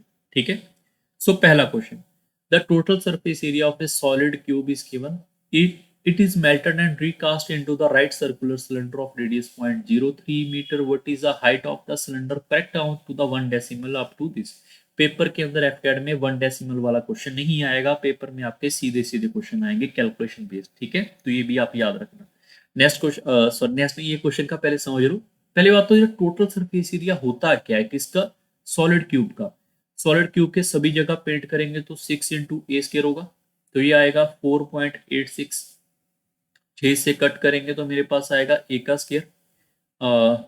यहाँ पे आप इसको पॉइंट को उठा लेंगे, यहाँ पे लिख लो 00, तो आप इसको 6 से आप कट करेंगे, मेरे पास आ रहा है यहाँ पे 81/100। तो यहाँ पे ए की वैल्यू आ जाएगी यहाँ पे 9/10, 9/10 मतलब 0.9। अब इसका हमारे पास क्या बोला गया है, इसको मेल्ट करना है। जब भी मेल्ट करना है तो वॉल्यूम को ही मेल्ट किया जाता है। तो इसका वॉल्यूम क्या होगा, ए का क्यूब, तो हो जाएगा 9/10 का क्यूब, ये इसका वॉल्यूम है। इसको मेल्ट करके वॉल्यूम को बराबर रखेंगे, किसके बराबर रखेंगे, सिलेंडर के बराबर। सिलेंडर का वॉल्यूम क्या होता है, पाई मल्टीप्लाई बाय आर का स्क्वायर इंटू एच। इसको एक बार लिख लो पहले, पाई आर स्क्वायर एच। तो पाई की वैल्यू है 22/7, रेडियस कितना है मेरे पास यहाँ पे 0.3 मल्टीप्लाई बाय 0.3, हाइट कितनी है पता नहीं है, ठीक है। और ये भी ध्यान रखना मीटर है, मीटर है, क्वेश्चन सारा मीटर में चल रहा है। और इसका वॉल्यूम आएगा किसके बराबर, इसका वॉल्यूम इसके बराबर होगा। जब भी मेल्ट करके दूसरी फॉर्मेट में बनाया जाएगा तो हमेशा वॉल्यूम बराबर करनी है। तो क्यूब का वॉल्यूम कितना है मेरे पास यहाँ पे 9/10 को 3 बार लिखेंगे, 9/10 को यहाँ पे 3 टाइम्स लिखेंगे, और यहाँ पे भी पॉइंट हटा के यहाँ पे भी 10 लिख लेंगे, कोई दिक्कत नहीं है। अब ये 3 और 3 9 से कट गया, ये 10 आपके पास इससे कट गया, और h की वैल्यू मेरे पास आ रही है 9/10 मल्टीप्लाई बाई 7/22, यही आ रहा है, लगभग हाँ यही आ रहा है, ठीक है। अब कहानी कहाँ पे सेट हो रही है हमारी क्वेश्चन की, कैलकुलेशन के ऊपर, ठीक है, कैलकुलेशन के ऊपर सेट हो जाएगी। हाँ हमने यहाँ पे कुछ ना कुछ गलत लिखा होगा। चलो एक बार चेक कर लेते हैं हमारी कैलकुलेशन में यहाँ पे कहाँ पे मिस्टेक है। सॉरी, देयर इज 1 9 अनदर, यहाँ पे ऊपर एक और 9 भी तो आएगा, यहाँ पे गलती है, ठीक है। तो यहाँ पे एक और गलती थी, उसको हमने सेट किया है। अभी 9 इंटू 9 करेंगे 81, 81 इंटू 7 करोगे और डिवाइड बाय कर लोगे आप इसको यहाँ पे 22 और 10 220 से, तो आपका उत्तर आ जाएगा यहाँ पे 2.56 के आसपास आएगा। तो अप्रोक्सीमेट 2.6 उत्तर होना चाहिए, ऑप्शन नंबर ए सही है। नेक्स्ट क्वेश्चन पे चलते हैं।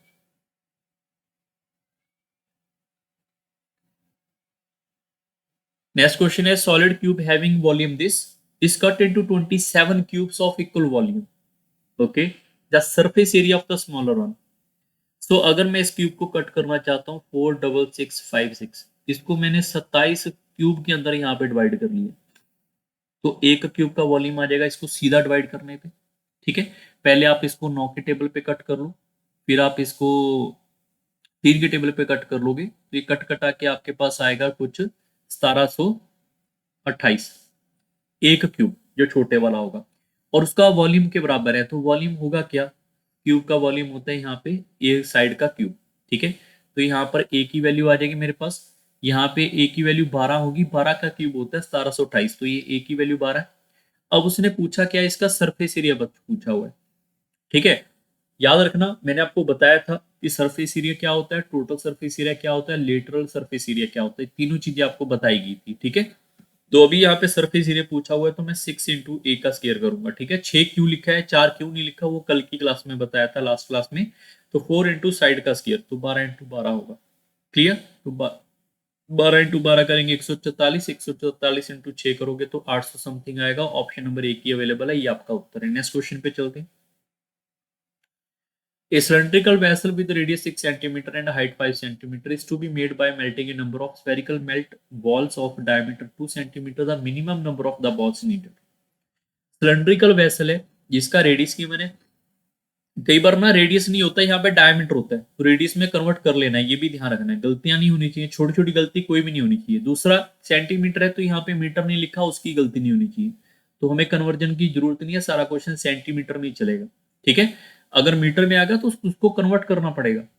अब क्वेश्चन ये है कि cylindrical vessel with radius 6 centimetre, height 5 centimetre is made by melting A number of the spherical ball. भाई मेल्ट की बात हो रही है तो क्या होगा, वॉल्यूम बराबर होगा, वॉल्यूम बराबर होगा किसका, वॉल्यूम बराबर होगा स्फेरिकल बॉल का। उसका डायमीटर यहाँ पे 2 सेंटीमीटर है तो रेडियस 1 होगा।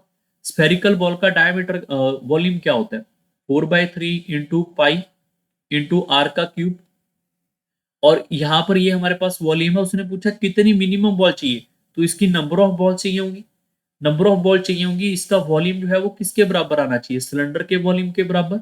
सिलेंडर का वॉल्यूम क्या होता है, पाई इंटू आर का स्केयर इंटू एच, पाई से पाई कट गया, और कुछ वैल्यू यहाँ पे जो भी कट हो रही होगी हम उसको सिंप्लीफाई कर लेते हैं। तो n की वैल्यू आ जाएगी यहाँ पे 6 का स्क्वायर मतलब 36 मल्टीप्लाई बाय 5, 4/3 है, इधर आएगा हो जाएगा 3/4, ये इससे कट हो जाएगा यहाँ पे 9 टाइम, ठीक है। और ये आएगा 45, 45 को आप 3 से करोगे 90, 135, तो 135 बॉल चाहिए होंगी, ये आपके इस क्वेश्चन का उत्तर है। क्लियर है। वॉल्यूम याद रखना है, वॉल्यूम आपका हमेशा बराबर लेकर आएंगे जब हमारे पास मेल्टिंग की बात होगी। नेक्स्ट क्वेश्चन पे चलते हैं। The right circular cylinder of equal volume have their height in the ratio 1:2, the ratio of their radius। सबसे आसान क्वेश्चन है ये वाला मेंसुरेशन 3D का, सबसे आसान ये और मेल्टिंग वाला। एक वाटर वाला, वाटर में जब कोई सिलेंडर है वो भी करेंगे जो पानी का लेवल राइज होगा। बस ये 3 क्वेश्चन सबसे आसान क्वेश्चन है 3D के, याद रखेंगे, बस फॉर्मूले आने जरूरी है, ठीक है। अगर मैं इस क्वेश्चन की बात करूं, यहाँ पे लिखा क्या हुआ है, दो सिलेंड्रिकल हैं उनका इक्वल वॉल्यूम है, मतलब अगर मैं यहाँ पे लिखूंगा तो ये पाई r1 का स्केयर h1 और यहाँ पे पाई r2 का स्केयर h2, इन दोनों का जो वॉल्यूम है इक्वल है, तो मतलब 1:1 होगा, बात खत्म, इतना से क्वेश्चन है। आगे लिखा हुआ है their height in the ratio 1:2, तो रेडियस बताओ क्या होगा। इनकी हाइट की रेशियो अवेलेबल है, हाइट यहाँ पे h1 और h2 की बजाय मैं यहाँ पे क्या लिखूंगा 1, यहाँ पे xx तो होगा ही होगा, बट अगर 1x या 2x लिखोगे ना xx कट जाएगा, कोई फर्क नहीं पड़ेगा। फिर हमारे पास पाई से पाई कट गया, तो मैं क्या लिख सकता हूँ यहाँ पे r1 का स्केयर r2 का square which is equal to 2/1। अगर 2/1 करेंगे तो हमारे पास ये स्केयर रूट करने के बाद यहाँ पे दोनों का स्केयर रूट करेंगे तो इधर स्केयर रूट चला जाएगा, तो स्केयर रूट 2/1 आएगा, तो ऑप्शन नंबर ए सही है। इतना सा क्वेश्चन है, बस याद रखना कई बार वॉल्यूम इक्वल होता है, कई बार 1/3 होता है, बस कंसेप्ट ये रहेगा। नेक्स्ट क्वेश्चन पे चलते हैं। A hollow iron pipe is 21 centimeter long. Its exterior diameter is 8 centimeter. If the thickness of the pipe is 1 centimeter, iron weight is 8 gram per centimeter cube, then the weight of the pipe। सो हमारे पास एक hollow iron pipe है। Hollow iron pipe का मतलब क्या होगा, हमारे पास एक यहाँ पे पहले तो पाइप बना लो, हमारे पास एक पाइप बना ली, फिर मेरे पास यहाँ पे हॉलो है तो अंदर से भी सर्कल आएगा ऐसे, खाली है अंदर से, खोखला है वो, ठीक है, बाहर से सॉलिड है। तो बाहर वाले का जो हमारे पास 21 सेंटीमीटर लॉन्ग है, तो यहाँ से लेकर यहाँ तक की लंबाई 21 है। एक्सटीरियर डायमीटर जो है 8 है, डायमीटर 8 है तो बाहर वाले का रेडियस 4 होगा। यही चीज हमने समझनी है बार बार, डायमीटर नहीं, हम रेडियस में चलेंगे सारे। तो थिकनेस कितनी है 1 सेंटीमीटर है, तो अंदर वाले की यहाँ पे रेडियस क्या होगा 3 होगा। सर क्यों, क्योंकि भैया यहाँ से यहाँ थिकनेस है 1 सेंटीमीटर, अगर यहाँ से सेंटर से देखोगे ये 4 है, तो इस सेंटर से ये वाला 3 होगा ना, एक तो यही थिकनेस है। अगर मैं आपको पूछूं इस हॉलो का हमारे पास वॉल्यूम कितना होगा, वॉल्यूम क्यों निकालेंगे वो भी सीखेंगे, बट इसका वॉल्यूम होगा क्या, वॉल्यूम होगा बाहर वाले सिलेंडर का वॉल्यूम माइनस अंदर वाले का वॉल्यूम, तो अभी ये सॉलिड का वॉल्यूम आएगा।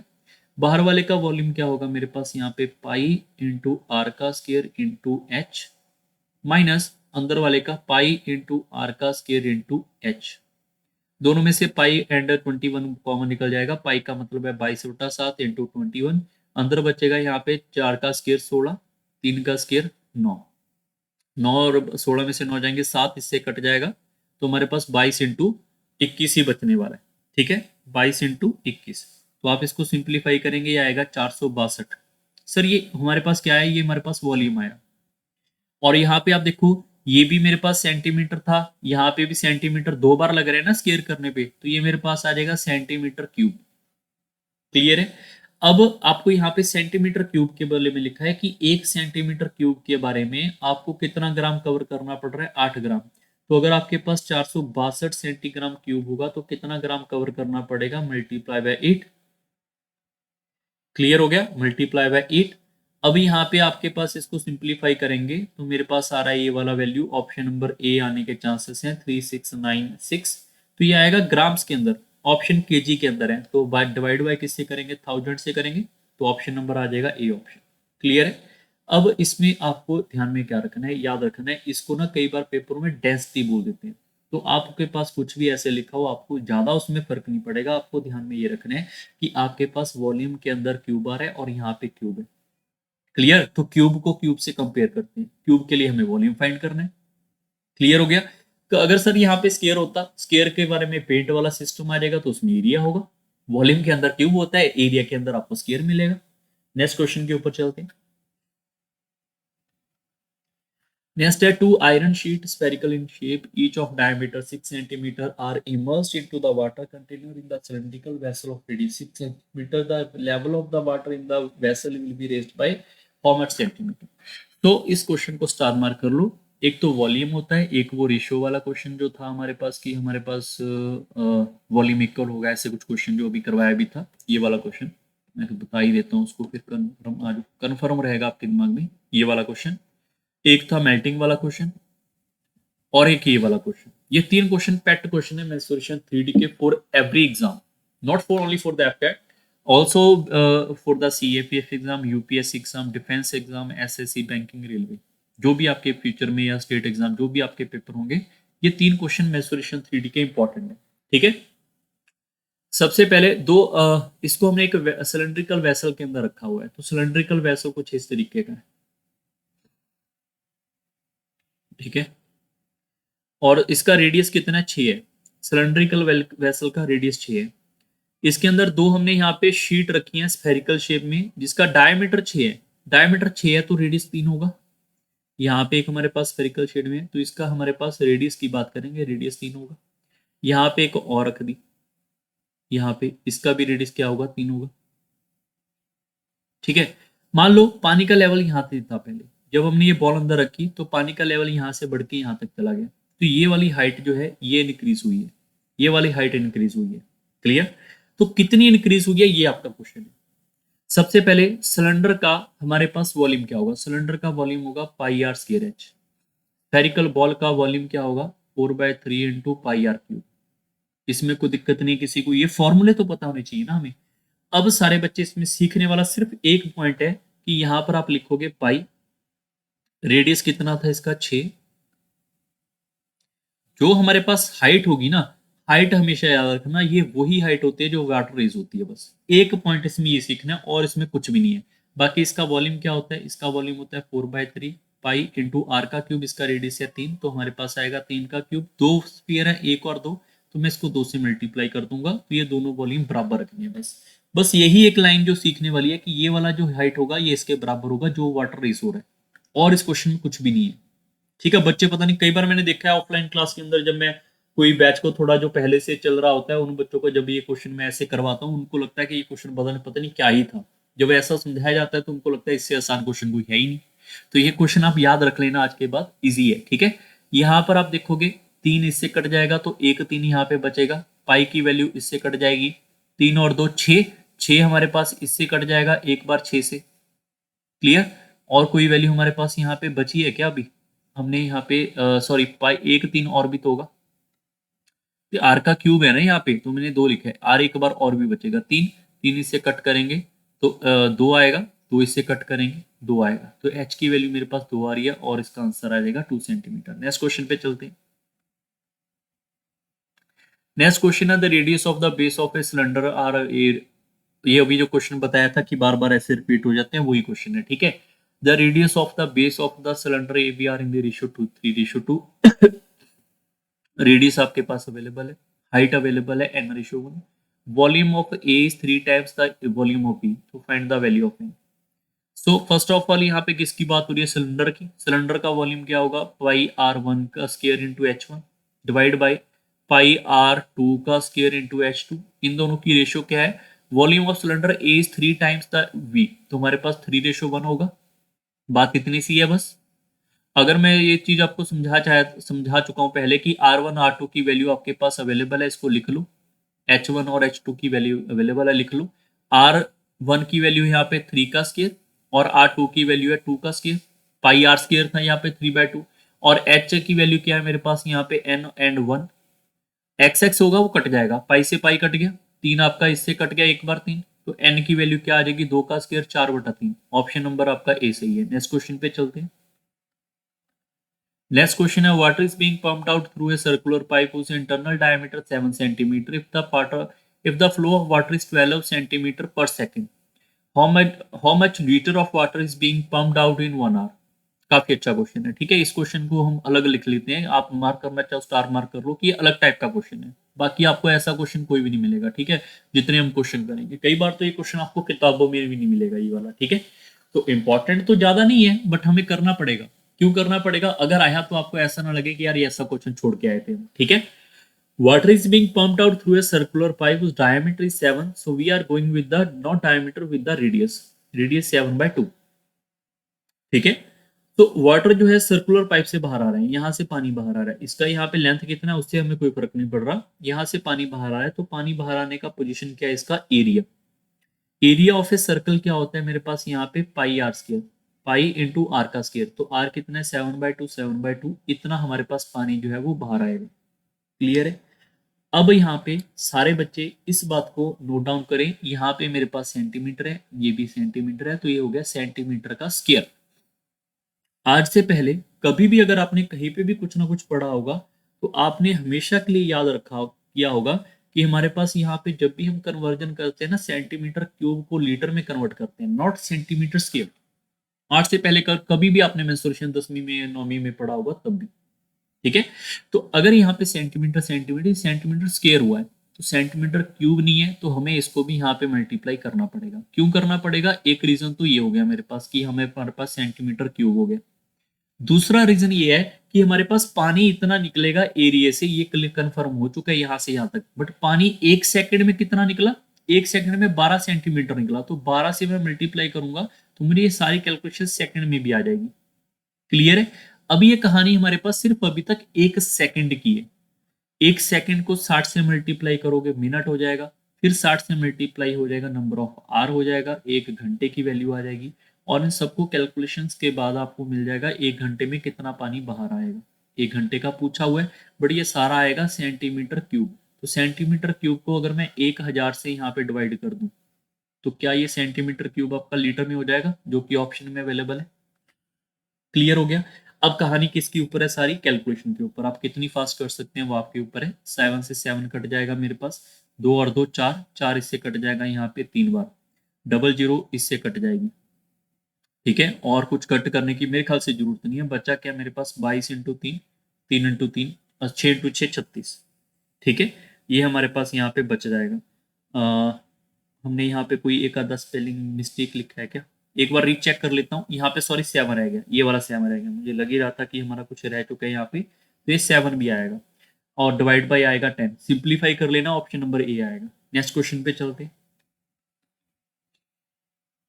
The literal surface area of a cylinder is 1056 square centimetre square and it's height is 16 centimetre. Find its volume. Cylinder का लिटरल सरफेस एरिया क्या होता है भैया? वो होता है मेरे पास 2 × पाई × आर × एच। एच हमारे पास कितना है यहाँ पे? 16। तो इसको भी लिख ही लो। वो आ रहा है 1056। क्या पूछा? वॉल्यूम। वॉल्यूम क्या होता है? पाई आर स्क्वायर एच। तो हमें आर पता चल जाएगा तो यहाँ पे अप्लाई करेंगे तो वॉल्यूम आ जाएगा। क्वेश्चन काफी इजी है बट कैलकुलेशन के अंदर थोड़े बच्चे फंस जाते हैं, तो कैलकुलेशन करना आपके लिए जरूरी हो जाएगा। ठीक है। कैलकुलेशन एक बार सारे बच्चे करके देखो। यहाँ पे देखो 44 है, 44 जब आप इससे कट करेंगे 24 आएगा, ये इससे कट करेंगे 3 आएगा और ये 2 आएगा। तो रेडियस कितना हो जाएगा? 21/2। ठीक है। यहाँ पे लिखेंगे 22/7। रेडियस कितना आ रहा है? 21/2। ये आएगा 21/2। हाइट कितनी आ रही है? 16। ये आपका इससे कट जाएगा 3 बार, 2 और 2 आपका 4 इससे कट जा रहे हैं। ठीक है। तो ये आपके इस क्वेश्चन का उत्तर होगा 22 × 3 × 21 और 4। यहाँ पर ऑप्शन नंबर आएगा 5544। ऑप्शन नंबर डी सही है।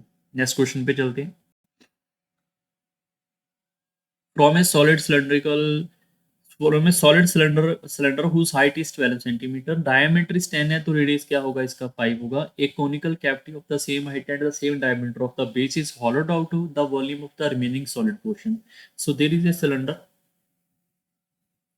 सो if we are going to say कि सेम हाइट और सेम डायमीटर का हमने यहाँ पे कोनिकल कैविटी, कोनिकल कैविटी का मतलब है कोन, इसको हमने बाहर कर दिया। तो जो हमारे पास ये वाला पोर्शन बचा है रिमेनिंग, इसका वॉल्यूम क्या होगा? पूरे सिलेंडर का वॉल्यूम क्या होता है? पाई आर स्क्वायर एच होता है। कोण का वॉल्यूम क्या होता है? 1/3 पाई आर स्क्वायर एच। अगर मैं इसमें से इसको बाहर कर दूंगा तो रिमेनिंग पोर्शन वॉल्यूम क्या आएगा? तो 2/3 × पाई × आर स्क्वायर एच होगा। तो 2/3 तो ठीक है। पाई की वैल्यू क्या होती है? 22/7। रेडियस क्या होगा इसका? 5 × 5।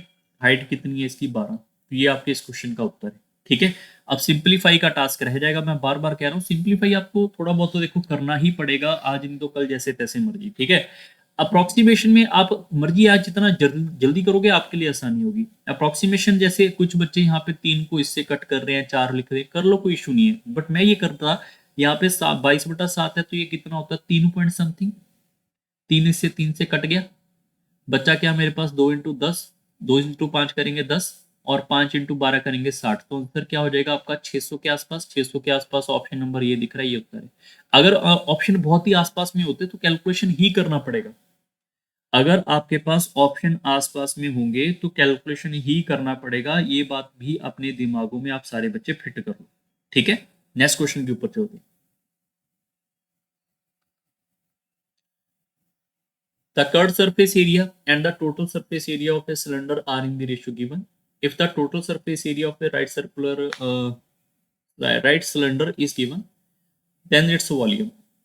सबसे पहले देखो हमारे पास कर्ड सरफेस एरिया क्या होगा, किसकी बात कर रहे हैं, सिलेंडर की, तो वो क्या होता है 2πRh। टोटल सरफेस एरिया क्या होगा, टोटल सरफेस एरिया होगा 2πr+h, कुछ ऐसे था, ठीक है। जिनको याद नहीं होगा, मुझे भी ऐसे लग रहा है यहाँ पे मैंने गलत लिख दिया है, तो इसको मैं एक बार दोबारा से बता देता हूँ। टोटल सरफेस एरिया होता है जहाँ पे भी आपको दिख रहा है सभी जगह पेंट कर दूँ, उसमें क्या होगा 2πRh प्लस 2 बार आपका बेस एरिया πr², ये था। अब मैंने इसको तोड़ के क्यों लिखा है यहाँ पे 2πRh, हम 2πr निकाल के कॉमन करके भी कर सकते थे, h+r जो मैंने लिखा था उससे भी हम कवर आउट कर सकते हैं, कोई दिक्कत वाली बात नहीं है। बट ये आप सारे बच्चे एक चीज समझ पाए हो इसमें, क्या चीज समझ पाए होंगे कि हमारे पास यहाँ पे टोटल सरफेस एरिया जो है वो 616 यहाँ पे गिवन है, इसकी वैल्यू आपके पास 616 गिवन है। यहाँ पे आर एच हमें कुछ भी नहीं पता, आर एच हमारे पास कुछ भी नहीं है, बट एक चीज गिवन है कि अगर मैं ऐसा लिख लूँ यहाँ पे 2πRh और डिनोमिनेटर में लिख लूँ यहाँ पे 2πr, इसको ही 2πRh प्लस 2πr², तो 2πr को कॉमन निकालेंगे तो हमारे पास बचेगा क्या अंदर यहाँ पे h और इधर r बच जाएगा। तो इसकी रेशो 1:2 ये हमारे पास अवेलेबल है।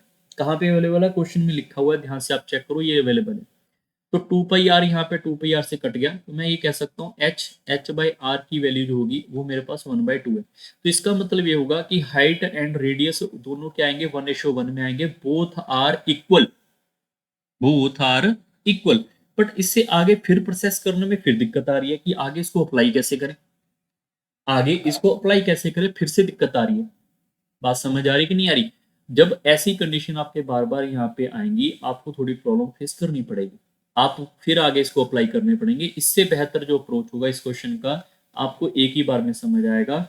क्या आपको मैंने ये बताया था कि टोटल सरफेस एरिया होता क्या है, टोटल सरफेस एरिया होता था मेरे पास लेटरल सरफेस एरिया मतलब curved surface area plus 2 times of base area. ये करवाया था आपको सिलेंडर के मामले में, अब आपको बेसिक जो मैंने करवाया था उसका यहाँ पे फायदा होगा, ठीक है।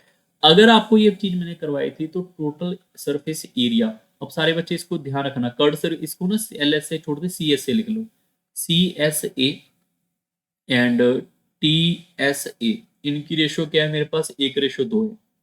क्लियर, क्या मैं आप सब बच्चों को यहाँ पर ये क्लियर बता सकता हूँ कि CSA तो हमारे पास 1 है ही, अगर ये 2 है तो CSA हमारे पास 1 है, तो ये 2 टाइम ऑफ बेस एरिया ये भी 1 होगा, तभी तो 1+1 मेरे पास 2 होगा रेशो के मामले में। अगर ऐसा होगा तो दो जो एरिया है वो मेरे पास 616 के बराबर है, क्या ये दो की वैल्यू अगर 616 के बराबर है तो एक की वैल्यू इसको आप हाफ कर दोगे तो ये आएगा 308 और इस एक की वैल्यू 308 इसके बराबर होगी। अगर इसके बराबर होगी तो 2 time of base area, base area क्या होता है मेरे पास 2 × पाई 22/7 इंटू रेडियस का स्केयर तो r², क्या ये वैल्यू मेरे पास यहाँ पे 308 के बराबर है। ये 2 हमारे पास इससे कट जाएगा 154, 22 जो है वो आपका इससे कट जाएगा मेरे पास 77 और फिर उससे कटेगा 7, तो मेरे पास r आएगा 7 का स्केयर, तो r की वैल्यू क्या 7 आ रही है यहाँ से। और इस r को मैं इससे कंपेयर करूंगा, इसका फॉर्मूला क्या था मेरे पास 2 × पाई × r × h, ये आएगा 308 2πRh। यहाँ पे फिर से आपके पास कैलकुलेशन आएगी, ये वाला हमने अभी कैलकुलेट किया ही था, 2 से कट करेंगे 154, 154 को 22 से कट करोगे 7, 7 से आपके पास 7 कट जाएगा, हाइट हमारे पास 7। मैंने करके भी बताया था कि यह दोनों बराबर आएंगे, बट कैसे आगे कैलकुलेशन होगा वो फंसने वाला कंडीशन था। यहां से आपको ये क्लियरली समझ आया होगा। क्लियर है। अब लास्ट में क्या पूछा है, वॉल्यूम। वॉल्यूम क्या होता है सिलेंडर का, पाई इंटू आर का स्क्वायर इंटू एच। ये इससे कट जाएगा मेरे पास, 7 इंटू 7 14, 14 का डबल करेंगे हमारे पास आएगा 28, 28 है लास्ट में हमारे पास। हमने कुछ गलत लिखा होगा, एक बार इसको चेक कर लेते हैं फिर से। 14 नहीं आएगा, मैंने इसको मल्टीप्लाई करना था, 49 आएगा। ठीक है, ये मैंने गलती की है, यहाँ पे मल्टीप्लाई करना था। 49 है, 49 का डबल करेंगे 98, 98 को जब मैं यहाँ पे करूंगा 11 से मल्टीप्लाई, 98 भी नहीं आएगा। चलो एक बार इसको आप मल्टीप्लाई कर लो, ये हमारे पास समथिंग वैल्यू इससे बड़ी आने वाली है। ठीक है, हमारे पास कोई और वैल्यू भी होगी क्या यहाँ पे, एक बार मैं रीचेक कर लेता हूँ। पाई आर स्केयर एच ही था, तो पाई की वैल्यू आर स्केयर एच। तो ठीक है, यह वाला उत्तर आएगा 1078 आ रहा है, option number D is right. Clear है। नेक्स्ट क्वेश्चन के ऊपर चलते हैं। और ये जो चीज बताई है बहुत ही ज्यादा इंपॉर्टेंट है, ये वाली भी, ये आपको किताबों में नहीं मिलेगी, किताबों में वही अप्रोच चल रही है जो मैंने पहले करवाई थी आपको। नेक्स्ट क्वेश्चन पे चलते हैं। If the diagonal of a cube is given then its volume. अगर मैं बात करूं इसको 12 रूट 12 रूट है, तो 12 को हम 4 इंटू 3 कर सकते हैं। 4 का क्या करेंगे, यहाँ पे 2 आ जाएगा, 2 रूट 3। और क्यूब का डायगोनल होता किसके बराबर है, वो होता है रूट 3 इंटू साइड। तो ये रूट थ्री से कट गया, तो ए की वैल्यू 2 आएगी। वॉल्यूम क्या होगा हमारे पास, ए का क्यूब मतलब 2 का क्यूब, तो आंसर आएगा 8। ये आपका उत्तर। नेक्स्ट क्वेश्चन पे चलते हैं। If the volume of the two cube are 21:1, then the ratio of their edge। इस क्वेश्चन को स्टार मार्क कर लें। इसके आपको मैं शॉर्टकट बता रहा हूँ, आपका पहला। अभी तक वैसे 2-3 शॉर्टकट हमने कर लिए हैं, अगर आपको ध्यान हो लास्ट क्वेश्चन भी हमारा शॉर्टकट ही था, लास्ट से लास्ट क्वेश्चन। ठीक है, जो TSA CSA वाला था। ऐसे ही एक क्वेश्चन ये है, इसका शॉर्टकट याद रखेंगे। वॉल्यूम क्या होता है, वॉल्यूम होता है मेरे पास यहाँ पे सेंटीमीटर का क्यूब, एरिया होता है सेंटीमीटर स्क्वायर, एज होता है या साइड या हाइट या डायगोनल होते हैं हमारे पास सेंटीमीटर की पावर 1, सिंगल यूनिट। अगर हमारे पास इसकी वैल्यू 27:1 है, तो नेचुरल सी बात है ये कहां से बन के आया होगा, किसी के क्यूब से। किसका क्यूब बन के आया होगा, 3:1 का। ये आपका उत्तर। अगर हमारे पास एरिया होता तो ये होता मेरे पास 9:1। कई बार पेपर में ऐसा क्वेश्चन आया हुआ है हमारे पास कि वहां पर आपको एरिया देकर वॉल्यूम पूछ लेंगे, तो एरिया से पहले आप सिंगल यूनिट निकालोगे, फिर आप वहां से क्यूब में लेकर आओ। क्लियर है, इसको ऐसे ही करना है, याद रखना है। नेक्स्ट क्वेश्चन पे चलते हैं। Water flow into the tank which is 200 metre long, 150 metre wide through a pipe cross section 0.3 metre, 0.2 metre at 20 kilometre per hour, then the time of for the water level in the tank to reach 8 metre is. जैसे एक question आपको लग रहा होगा sir इसका क्या ही फायदा practical life के अंदर, तो मेंसुरेशन के जितने भी कंसेप्ट है, चाहे वो 2D के हैं चाहे वो 3D के हैं, ये सारे के सारे मैकेनिकल रियल लाइफ के अंदर इम्पैक्ट करते हैं। अगर आप किसी भी कंपनी या हाई प्रोफाइल या कोई भी मैकेनिकल जॉब के ऊपर काम करोगे, तो ये सारी चीजें प्रैक्टिकल है।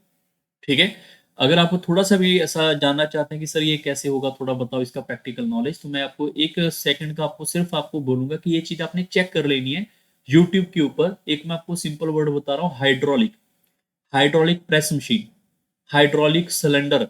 जब आप वहां की कैलकुलेशंस चेक करने बैठोगे, how to calculate the cylinder, how much cylinder volume required, how much cylinder cavity required, so how much tank, ये वाला जो क्वेश्चन है, हाउ मच टैंक की कैपेसिटी, जितना हमारे पास हाइड्रोलिक प्रेस है, हाइड्रोलिक प्रेस से बनता क्या है, वो आपको जितने भी ऑटो पार्ट है, मोबाइल के पार्ट हैं या फिर गाड़ियों के पार्ट है, मोटरसाइकिल के पार्ट है, वो चीजें ड्राइव होती हैं।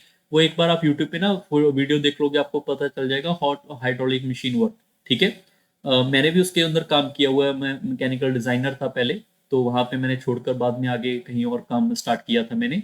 तो मैंने 1.5-2 साल अच्छे से प्रोग्रामिंग उसका सीखा हुआ है, how to design AutoCAD, solid work, ठीक है, सॉलिड प्रो वर्क, वो सारे मुझे सॉफ्टवेयर आते हैं। अभी भी मुझे काफी हद तक याद है, मुझे तो काफी उनका डिटेल स्ट्रक्चर आता है। बट जो बच्चों को पता ही नहीं है उनके बारे में, उसको थोड़ा आइडिया के लिए कह रहा हूँ कि आप एक बार यूट्यूब पे चेक कर लेना कि हाइड्रोलिक मशीन जो है, हाइड्रोलिक प्रेस मशीन है, उसका काम क्या है। जब आप उसकी फोटो देखोगे, तो हाइड्रोलिक मशीन के अंदर हमेशा के लिए एक वहां पे टैंक होगा जिसमें ऑयल फिल होता है, और उस टैंक की कैलकुलेशन जो होती है वो इन फॉर्मूले से निकलती है सारी। ठीक है, तो ये मैकेनिकल लाइफ के ऊपर, रियल इम्पैक्ट के ऊपर काफी ज्यादा प्रैक्टिकली काम करते हैं। वैसे तो साइंटिस्ट तो इसको बहुत ही हाई लेवल तक भी अप्लाई करते हैं, बट हमारे नॉर्मल लेवल आप बोल सकते हो मैकेनिकल में ये काम आते हैं। ठीक है, क्वेश्चन पे वापस आते हैं। तो हमारे पास ये क्वेश्चन कुछ इस तरीके का लिखा हुआ है कि यहाँ पर क्रॉस सेक्शन एरिया कितना है। क्रॉस सेक्शन जो मैंने पहले भी बताया था, हमारे पास 0.3 मीटर, 0.2 मीटर इतना एरिया है, और इतने एरिया में 20 किलोमीटर 1 घंटे में 20 किलोमीटर है। तो मैं ये बोल सकता हूँ, इसको हटाएंगे अगर के को तो 1000 लग जाएगा, तो इसको लिख सकते हैं हम 20,000 मीटर। ये 1 घंटे का काम है। ये भी देखो, मीटर मीटर मीटर आ गया, तो ये हो जाएगा मीटर का cube divide by per hour. 1 घंटे में इतना मीटर क्यूब हमारा पानी जो है वो ड्राइव होगा। भरना किसको है? भरना है हमारे पास इस सेक्शन को है, क्योंकि ये सेक्शन भी तो काफी बड़ा हो गया। तो इसका length into breadth into height, height कितनी है? 8 मीटर तक लेकर जाना है, तो ये वाला क्या आ जाएगा? Metre cube. हमने इस थ्रू से हमें इस सेक्शन को यहाँ पे भरना है, तो कितना टाइम लगेगा? डिवाइड कर दो, डिवाइड करेंगे, मीटर से मीटर कट जाएगा, एच आपका ऊपर चलेगा नंबर ऑफ आर के अंदर। क्लियर है? ये दो जीरो हटेंगे तो ये डिवाइड में 100 आ जाएगा। 100 आपका डबल जीरो से ई पे कट गया, और ये दो जीरो आपकी इससे कट जाएंगी, दो से ये दो कट जाएगा, तीन से आपका ये कट जाएगा हमारे पास 50, ये वाला इससे कट जाएगा 4, 4 इंटू 50 करोगे 200 घंटे। ये आपके इस क्वेश्चन का सही उत्तर है। नेक्स्ट क्वेश्चन पे चलते। If the ratio of the volume of the two cone is given, ratio of the radius is given, then the height. मैंने बोला था ना, ये रेशियो वाले क्वेश्चन सबसे आसान क्वेश्चन है। कोण की बात हो रही है। कोण का हमारे पास वॉल्यूम क्या होता है? 1/3 इंटू पाई, 1/3 इंटू पाई। ठीक है, R square H1, R square H होता है। तो यहाँ पे देखो हमारे पास इसका वॉल्यूम कितना है? हमारे पास यहाँ पे 2/3। रेडियस कितना है इसका? 1:2। तो यहाँ पे आएगा 1/3 into pi into R square H होता है। तो यहाँ पे पहले का आर स्केयर और दूसरे का आर स्केयर। यहाँ पे H1 divide by H2, H1 H2 find करना है पहले, तो ये कट गया। फिर ये 2 का स्केयर है, ये ऊपर चला जाएगा, तो हम बोल सकते हैं यहाँ पे H1/H2 कितना हो जाएगा? 2 का स्केयर 4, 4 इंटू 2 करेंगे 8, 8/3 ये रेशियो रहेगी। ये आपका उत्तर है। नेक्स्ट क्वेश्चन पे चलते हैं। If the height of a given cone be double and radius of the base remain the same, the volume of the given cone to that of the second cone will be। अब देखो, इस question को समझने से पहले थोड़ा सा इसका बेस स्ट्रक्चर आपको समझाता हूँ। वैसे तो इसका आंसर बड़ी इजीली आप कर सकते हैं। ठीक है, मैं आपको एक पॉइंट बताऊंगा, आंसर आपको सीधा दिख रहा है, डबल है, आंसर आपका डबल आ रहा है। क्यों आ रहा है वो चीज सीख लेते हैं पहले। ठीक है, अगर सीख रहे होगे तो ये भी कर पाओगे, नहीं तो फंसोगे आप। पहली बात तो हमारे पास कोण का वॉल्यूम क्या होता है? वॉल्यूम होता है 1/3 into pi R square H होता है। अगर मेरे पास 1/3 की बात, पाई की बात करें, ये तो कांस्टेंट रहेगा किसी भी वॉल्यूम, किसी भी कोण के लिए, ये कभी चेंज ही नहीं होगा। पंगा कहाँ पे है? रेडियस और हाइट में। रेडियस यहाँ पे 2 बार चेंज होता है, हाइट हमारे पास 1 बार चेंज होती है। क्वेश्चन वन में लिखा है बेस रिमेन सेम, बेस का मतलब है रेडियस सेम है, तो इसने कोई इफेक्ट यहाँ पे नहीं किया। तो सिर्फ डबल क्या हुआ है हमारे पास? यहाँ पे हाइट हुआ है। तो अगर हाइट हमारे पास यहाँ पे एक से यहाँ पे 2 हो चुकी है, तो क्या पूछा हुआ है? the ratio of the volume the ratio of the volume to the given cone to that of the second cone। तो हमारे पास पहले वाले कोन की वॉल्यूम है 1, दूसरे कोन की 2 हो जाएगी। सॉरी, ये गलत ऑप्शन था, ये वाला सही आएगा। तो पहले वाले से या अभी की कोन का क्या हो जाएगा? डबल हो जाएगा। सर यहाँ पे हाइट में इफेक्ट पड़ा तो एक ही बार में चेंज होगा? बिल्कुल। कैसे चेंज होगा? इसको दोबारा से इम्पैक्ट में लेकर आते हैं।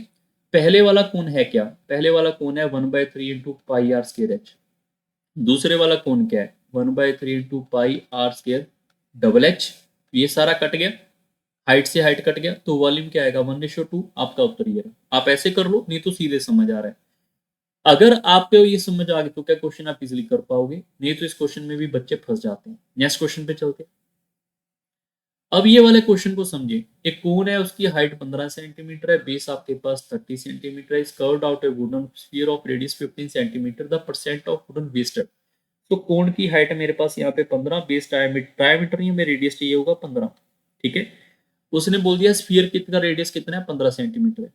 सबसे पहले स्फीयर का वॉल्यूम क्या होगा? स्फीयर का वॉल्यूम होगा 4/3 इंटू पाई इंटू आर का क्यूब। आर का क्यूब को मैं 3 बार लिख लेता हूँ।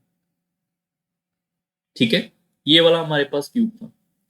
अब इसको सिंप्लीफाई करेंगे, थोड़ा कैलकुलेशन इस क्वेश्चन में होगा, पहली बता रहा हूँ। ठीक है, इसको आप इससे कट करेंगे 5 बार, 5 इससे कट करेंगे 20, और 15 15 कितना हो जाएगा? 225। 225 का डबल करोगे 450, और एक जीरो और आ जाएगा, तो मेरे पास आ जाएगा 4500 पाई। ठीक है, अब मेरे पास वॉल्यूम ऑफ एक कोन को चेक करें, 1/3 इंटू पाई इंटू आर का स्केयर, 15 इंटू 15 इंटू एच, ये भी 15, ये इससे कट करेंगे 5 बार, यहाँ पर आ जाएगा 225। 225 को 5 से मल्टीप्लाई करोगे, 200 को 5 से करेंगे 1000, 25 को 5 से करेंगे तो ये आएगा 1125 पाई। ठीक है, तो इसके आसपास आना चाहिए। फिर भी एक बार मैं साथ ही साथ चेक करता रहूंगा ताकि कैलकुलेशन हमारे पास यहाँ पे गलत ना हो। 1125 पाई आ रहा है। अब क्वेश्चन में ये पूछा कि वेस्ट कितना हुआ, भैया आपको खुद ही चेक कर लो, यहाँ पे इतना इजी क्वेश्चन बन चुका है कि हमारे पास आउटपुट कितना खराब हुआ है। आउटपुट कितना खराब हुआ है, इन दोनों का डिफरेंस, दोनों को माइनस करेंगे 75, 4 में से एक जाएगा यहाँ पे 3 और 4 में से एक जाएगा 3, तो 3375 पाई, 3375 पाई का नुकसान हुआ है किसके ऊपर, जो ओरिजिनली था उसके ऊपर। ओरिजिनली कितना है हमारे पास, 4500 पाई। पाई से पाई कट जाएगा, मल्टीप्लाई बाय 100 करेंगे तो परसेंटेज आना चाहिए। बात समझ आ रही सब बच्चों को यहाँ तक? अब इसका शॉर्टकट भी मैं आपको करवाऊंगा, उसके लिए आप टेंशन मत ले, बट आपको यहाँ तक तो समझ आया कि हमारे पास कुछ इस तरीके का क्वेश्चन जो है वो आने वाला है। ठीक है, आप सिंप्लीफाई करेंगे, ये आपस में कट जाएगा 3/4, इसको कट करेंगे यहाँ पे 25, 25 इंटू 3 करेंगे, 75% खराब हुआ है, ये आपका उत्तर है। क्लियर हो गया? ये क्वेश्चन का शॉर्टकट तब फेल होगा जब डिमेंशन अलग अलग होंगे, बट अगर डायमेंशन सेम होंगे तो क्वेश्चन का आंसर आपका बहुत ही जल्दी आने वाला। बात समझ आ रही सब स्टूडेंट को? यहाँ पे 15 है, सारे बच्चे 15 को कॉमन निकाल लो, आपका आंसर वहीं पे आ जाएगा। 15, 15 और 5, आप सारे 15 यही इसी को चेक कर लो। यहाँ पे देखोगे 15, 15 और ये वाला 5, 5 कॉमन आ रहा है, ये 3, 3 पाई कॉमन आ रहा है, बचा क्या, 4 और 1 बचा, क्या सिर्फ 4 और 1 बचा। अगर आप समझ पाए होंगे तो ये 4 बचा और 1 बचा, मतलब आपके पास पहले 4 था अब 1 है, तो वेस्ट कितना हुआ यहाँ पे 3 का, किसके ऊपर, इस 4 के ऊपर। मल्टीप्लाई बाय 100 करेंगे तो आंसर आएगा 75%। ये इसका शॉर्टकट है, बट तब पॉसिबल है जब डिमेंशन सेम होगा, कॉमन आपके पास सेम, अगर नहीं होगा तो फिर करना पड़ेगा, इसलिए मैंने पूरा सॉल्व किया है। नेक्स्ट क्वेश्चन पे चलते हैं। नेक्स्ट है the radius of A base and the height of A right cylindrical cone are given. If the volume of the cone is given, then the slant height of the cone will be. So first of all यहाँ पे कोन की बात की जा रही है। कोन हमारे पास कुछ ऐसा है, इसका राइट साइड इसका रेडियस क्या होगा और यहाँ पे हाइट क्या होगी। अगर आप समझ पाए होंगे तो रेडियस एंड हाइट की रेशियो है यहाँ पे 5x एंड 12x। तो यहाँ पे आप सारे बच्चे चेक करोगे, ये वाला हमारे पास है 5x, ये वाला होगा हमारे पास 12x। तो पाइथागोरस लगाएंगे, ये स्लैंट हाइट 13x आएगा, तो 13 उत्तर होना चाहिए था। क्यों होना चाहिए था इसको आप चेक करके मैं अभी बताता हूँ, क्योंकि यहाँ पे आप चेक करोगे ना, ये 13x है तो x का आंसर कुछ भी आए, 4, 5, 8, 15 जो भी होगा 13 का मल्टीपल होगा, तो 13 का एक ही मल्टीपल दिखा तो यही उत्तर है, बात खत्म, ये उत्तर आएगा। क्लियर है? बट हमें पूरा सॉल्व करना है, तो इसका यहाँ पे वॉल्यूम क्या होगा कौन का, वॉल्यूम होता है 1/3 इंटू पाई इंटू आर का स्केयर इंटू एच। एच कितना आएगा यहाँ पे 12x, that must be equal to 314 2/7, इसको आप लिखोगे 3142/7। यहाँ से कैलकुलेशन करेंगे x आएगा, x को आप यहाँ पे और यहाँ पे अप्लाई करेंगे, फिर आप उसके ऊपर पाइथागोरस लगाएंगे, फिर आपका उत्तर आएगा। कैलकुलेशन आपने अब इस क्वेश्चन की खुद करनी है। नेक्स्ट क्वेश्चन पे चलते हैं। The height of the cone is 24 centimeter. The area of the base is given. What is the curved surface area? Curved surface area किसकी बात हो रही है यहाँ पे, कोन की। कोन का कर्ड सरफेस एरिया क्या होता है, पाई आर एल होता है, जिसमें पाई की वैल्यू 22/7 है और हाइट हमारे पास है, area area of the base given है। आप इसको चेक करोगे तो एरिया ऑफ ए बेस मतलब पाई आर स्क्वायर की वैल्यू गिवन है 154, तो पाई की वैल्यू क्या है 22/7, आर का स्क्वायर ये आएगा 154, ये से कट जाएगा 7, 7 7 आएगा स्क्वायर, तो आर का स्क्वायर आ जाएगा 7 का स्क्वायर, तो आर आ जाएगा यहाँ पे 7। तो यहाँ पे पाई और आर तो आ चुका है, एल रह गया। अब इसकी आप चेक करोगे, रेडियस 7 है और हाइट कितनी है आपके पास यहाँ पे 24, तो आपको पाइथागोरस लगानी पड़ेगी, 24 7 तो स्लैंट हाइट 25 आएगी, तो यहाँ पे आप लिखोगे सीधा 25, ये कट जाएगा आपस में, इसको मल्टीप्लाई करेंगे 50 इंटू 11 करोगे तो हमारे पास 550 आएगा, ये आपका उत्तर है। नेक्स्ट क्वेश्चन पे चलते हैं।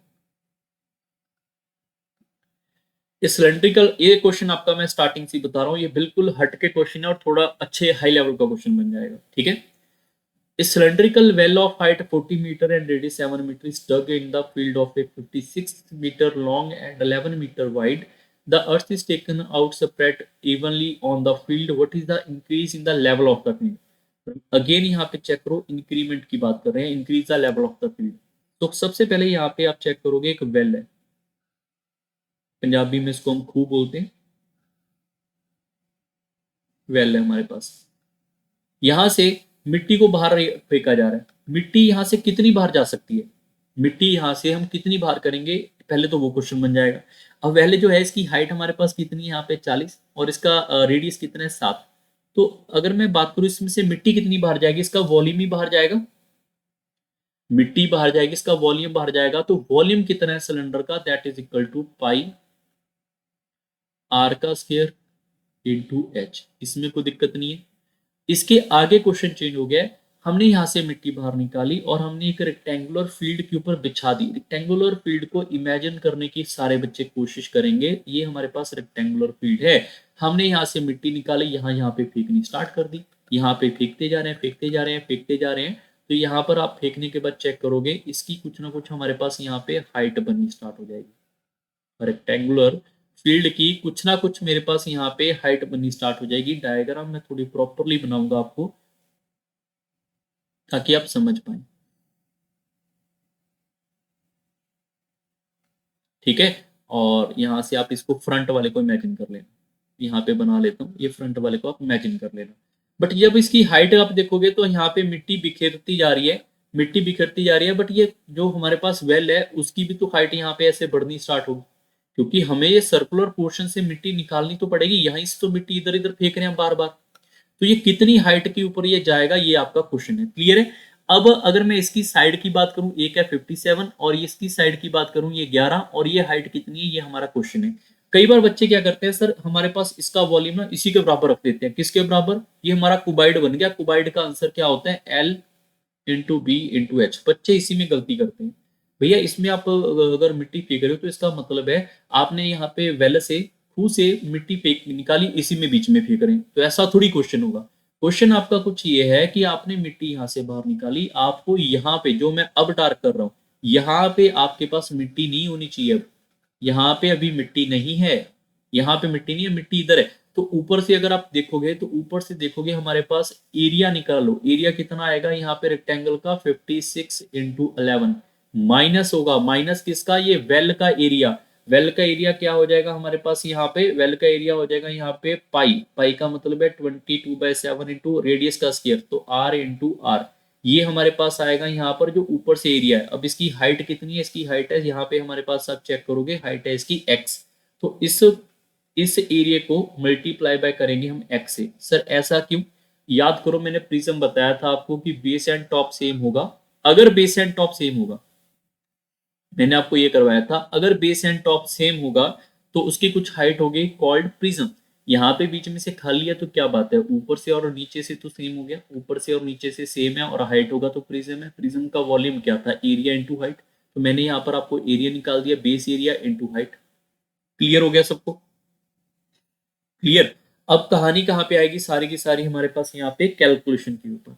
कैलकुलेशन जितना फास्ट आप कर सकते हो वहीं पे मैं हमेशा कहता हूँ इधर वाले को कैलकुलेशन करें, इधर वाले को छोड़ दो। ये 7 से 7 कट जाएगा, ये 7 से 7 कट जाएगा, तो आगे बचा 56 इंटू 11, तो ये आ जाएगा मेरे पास 616 माइनस 22 इंटू हमारे पास बचेगा यहाँ पे 7, ये आएगा 154। तो 616 में से 154 को बाहर करेंगे, ये आएगा मेरे पास यहाँ पे 462, 462 into X which is equal to 22 into 7 into 40।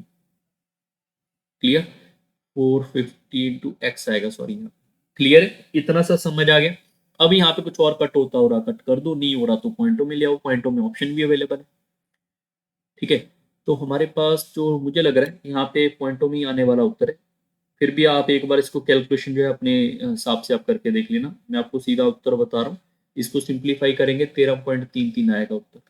ये आपके इस क्वेश्चन का सही उत्तर। नेक्स्ट क्वेश्चन के ऊपर चलते हैं। A right circular cone is placed over a cylinder of the same radius. Now he combined the structure is painted all side. Then they separated. Now the ratio of the area painted on the cylinder to the cone is 3:1. What is the height of a cylinder? If the height of the cone is 4 centimeter, radius is 3 centimeter. So first of all, we are going to imagine there is a cylinder. And जो इसमें कोन होगा वो ऊपर आएगा। अगर इस कोन को एक पेंट हुआ है तो सिलेंडर को 3 पेंट हुआ है, ये लिखा हुआ है। सभी जगह पेंट हुआ है, ये भी लिखा हुआ है, ऑल ओवर लिखा हुआ है। आप सारे बच्चे रीचेक कर लो क्वेश्चन को, यहाँ पे लिखा हुआ है ऑल साइड्स। सो अगर मैं यहाँ पे कोण की बात करूं तो कोण का रेडियस डायमीटर रेडियस गिवन है, ठीक है, और हाइट गिवन है। इसका अगर रेडियस की बात करेंगे यहाँ पर ये 3 है, तो हाइट कितनी है इसकी यहाँ पे 4 है। पाइथागोरस लगाएंगे तो ये 5 आएगा। तो इसका अगर मैं कर्व सरफेस एरिया चेक करूंगा जहां पे पेंट हुआ है वो होगा पाई आर एल। पाई आर एल की वैल्यू क्या हो जाएगी मेरे पास, पाई आर की वैल्यू है 3, एल की वैल्यू मेरे पास है यहाँ पे 5। ठीक है, हमने यहाँ पे पाई आर एल एक बार रीचेक कर ले, हमने गलत तो नहीं लिखा, रेडियस 3 है और ये हाइट ठीक है। ठीक है, यहाँ पे हमारे पास जो इसका आंसर आएगा वो आएगा यहाँ पे 15 ऑफ पाई, मतलब 15 ऑफ पाई हमारे पास कोण का पेंट हुआ है। अब इसकी वैल्यू 1 है और इसकी 3 है, ये लिखा हुआ है रेशियो के अकॉर्डिंग, यहाँ पे चेक करोगे तो 1 को अगर यहाँ पे 15 पाई हुआ है तो 3 को कितना पेंट होगा, 3 को यहाँ पे 45 पाई पेंट होगा। यस और नो, इतना सा मेरे ख्याल से, इतना सा तो हर एक बच्चे को यहाँ पे क्लैरिटी मिल चुका होगा कि हाँ सर इसके बराबर रहा होगा। ठीक है, अगर ये बराबर रहा होगा तो मैं कोण के ऊपर आऊंगा, कोण को पेंट हुआ कहाँ, सिलेंडर के ऊपर आऊंगा, सिलेंडर को पेंट कहाँ पे हुआ है, सिलेंडर को पेंट हुआ है पहली बात तो यहाँ पे। इसका मतलब क्या होता है, इसका मतलब होता है 2 पाई आर एच प्लस, अगर मैं चेक करूं बेस में भी तो पेंट होगा। सर बेस में क्यों, क्योंकि लिखा हुआ है ना ऑल साइड, तो ऑल साइड का मतलब क्या होगा यहाँ पे पाई आर स्क्वायर। इसकी वैल्यू किसके बराबर आएगी, 45 पाई। दोनों में से पाई को कॉमन निकाल लो, यहाँ पे 2 है और आर, आर कितना आएगा देखो, सिलेंडर का आर 3 ही रहेगा इसके बराबर, तो रेडियस कितना होगा 3। आप इसको ना कॉमन निकाल के सिंप्लीफाई कर लोगे, बड़ा जल्दी आंसर आ जाएगा। फिर भी यहाँ पर आप लिख ही लो 2 और यहाँ का आर आएगा 3 और हाइट हमारे पास पता नहीं है। यहाँ पे आर का स्केयर है मतलब 3 × 3 और यहाँ पे आएगा 45 पाई। इसमें और इसमें मैंने पाई को कॉमन निकाला है अभी के लिए, तो पाई आपस में कट जाएगा। यह आएगा 6 पाई 6h, यह आएगा 9, 9 इधर जाके माइनस हो जाएगा तो हमारे पास आ जाएगा यहाँ पे 36। तो हाइट कितनी रही होगी, 6 मीटर। ये आपके इस क्वेश्चन का उत्तर है। नेक्स्ट क्वेश्चन पे चलते हैं। A hemispherical ball of diameter 16 centimeter is full of ice cream. Each student in the class served 4 scoop of ice cream. If the hemisphere scoop is having the radius 2 centimeter, the ice cream is served to the how many student? तो ice cream कितनों को यहाँ पे मिलेगी ये पूछा गया। तो पहली बात देखो, हेमिस्फीयर बॉल जिसका डायमीटर 16 है तो रेडियस क्या होगा उसका 8 होगा। हमें रेडियस से मतलब रहता है, उसको फुल ऑफ आइसक्रीम से फिल किया हुआ है। ईच स्टूडेंट को हमने यहाँ पे 4 स्कूप देने हैं, ठीक है, हर एक को 4 स्कूप देने हैं और कितना रेडियस है उसका यहाँ पे 2 सेंटीमीटर। तो पहले 2 सेंटीमीटर का देखेंगे, हमारे पास एक हेमिस्फीयर है, हेमिस्फीयर बॉल टाइप, उसका वॉल्यूम क्या होगा, वॉल्यूम होगा मेरे पास 2/3 इंटू पाई इंटू आर का क्यूब। ठीक है, छोटा जो स्कूप है इसके नंबर ऑफ स्कूप हमने भरने हैं किसमें से, जो बड़े वाला स्कूप है उसमें से। बड़े वाला क्या हेमिस्फीयर बॉल क्या होगा, उसका वॉल्यूम क्या होगा 2/3 इंटू पाई इंटू आर का क्यूब। क्लियर है, यहाँ पे 2/3 पाई तो इससे कट गया, 2 का क्यूब 8, 8 आपका इससे में एक बार कट जाएगा तो यहाँ पे 8 का स्क्वायर बचेगा, तो n किसके बराबर आएगा 64। 64 बच्चों को आप सर्व कर सकते हैं। नेक्स्ट क्वेश्चन के ऊपर चलते हैं। Well, a well is 14 diameter, dug to 49 meter deep. Now the soil is out during the dug into a cubical block of 3.5 meter side each.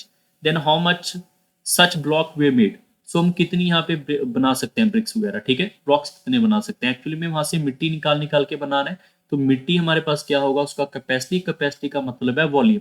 तो वॉल्यूम की बात करेंगे, डायमीटर अगर यहाँ पे 14 है तो रेडियस क्या होगा इसका 7 होगा, तो इसका वॉल्यूम कितना आ जाएगा यहाँ पे पाई आर स्क्वायर एच।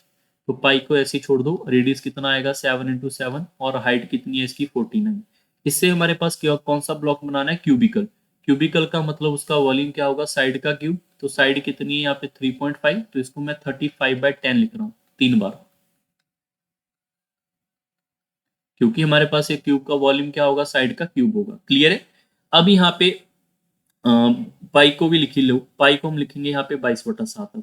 ठीक है, 7 से 7 कट जाएगा, 35 है, ये आप इसमें 7 से कट करेंगे, यहाँ पर 5 बार है, ये इससे 2 बार 7 है, इसमें 2 बार 5 आपका कट जाएगा। ठीक है, और कुछ कट होता हुआ यहाँ पे नजर तो हमारे पास नहीं है, बट फिर भी अगर करना चाहो कर लो, नहीं तो हम ऐसे भी इसको सिंप्लीफाई कर पाएंगे, पर लिख ही लेते हैं। ठीक है ना, 5 इससे कट कर लो 2 बार, 5 इससे कट कर लो यहाँ पे 2 टाइम्स, इसको भी कट कर लो 2 बार, ये हो गया 8। 22 को 8 से मल्टीप्लाई करेंगे तो हमारे पास यहाँ पे क्या पूछा गया था, how many number of bricks were form, तो we are going to by this, इससे इतनी नंबर ऑफ ब्रिक्स बनेंगी। ठीक है, नंबर ऑफ ब्रिक्स हमें फाइंड करनी है, तो ये होगा 8। 8 को अब अगर मैं इससे मल्टीप्लाई कर लूंगा तो 176 ब्रिक्स बनने वाले हैं। ये आपके इस क्वेश्चन का सही उत्तर है, क्योंकि एक ब्रुक का वॉल्यूम इतना है तो बाकी ब्लॉक का वॉल्यूम कितना होगा। नेक्स्ट क्वेश्चन के ऊपर चलते हैं। If the ratio of the two cylinder A ratio B R is given, height is given, then the ratio of the total surface area of A to B. तो first of all अगर मैं बात करूं यहाँ पे total surface area की, तो total surface area of a cylinder होता क्या है उसको आप सिंप्लीफाई कर सकते हैं। हमारे पास टोटल सरफेस एरिया होगा 2 पाई आर प्लस एच। क्लियर। तो अगर मैं पहले वाले का चेक करूंगा तो 2, पहले वाले को चेक करेंगे हमारे पास आएगा 2 पाई। पहले वाले का रेडियस कितना है मेरे पास यहाँ पे 2, 2 लिखेंगे, और यहाँ पे भी 2, और उसका पहले वाले की हाइट कितनी यहाँ पे 2, डिवाइड बाय दूसरे वाले का 2 पाई, दूसरे वाले का रेडियस कितना है 1, तो यहाँ पे 1, और हाइट कितनी है 1। तो ये हमारे पास देखोगे तो ये कट जाएगा, ऊपर क्या बचेगा मेरे पास, 4 इंटू 2 करोगे हमारे पास 8, नीचे क्या बनेगा 1 + 1 2, कट करेंगे तो 4:1 आएगा। ऑप्शन नंबर डी सही है। नेक्स्ट क्वेश्चन के ऊपर चलते हैं। नेक्स्ट क्वेश्चन,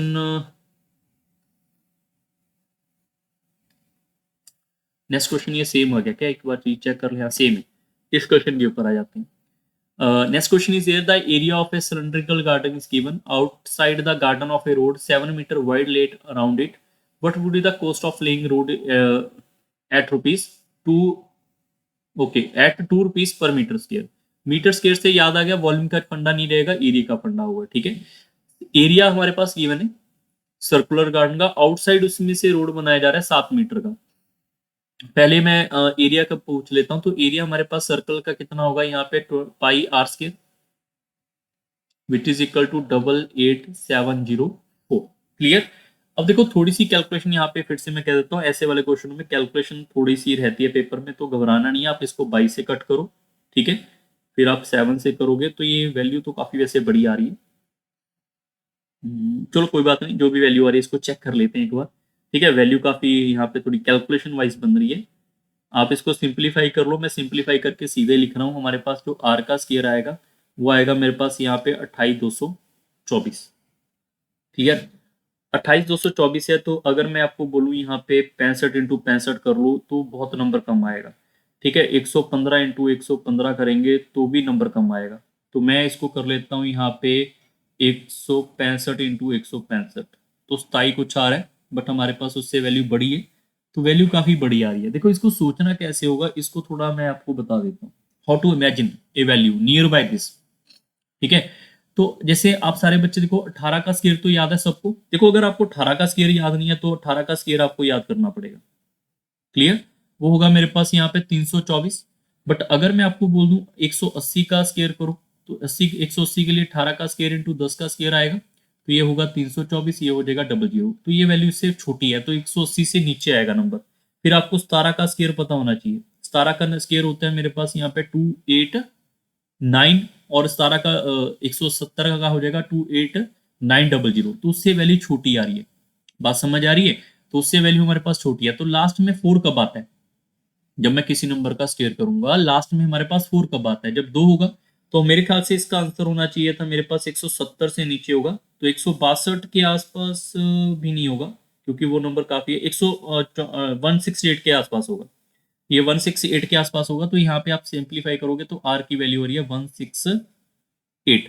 सर ये तो आपने कैलकुलेशन कर लिया, बट पेपर में कैसे करेंगे जल्दी से, ये भी तो पॉइंट बनता है ना। यहाँ पर मैं तो आपको अभी भी बता रहा हूँ, बट पेपर में how to think a value nearby this.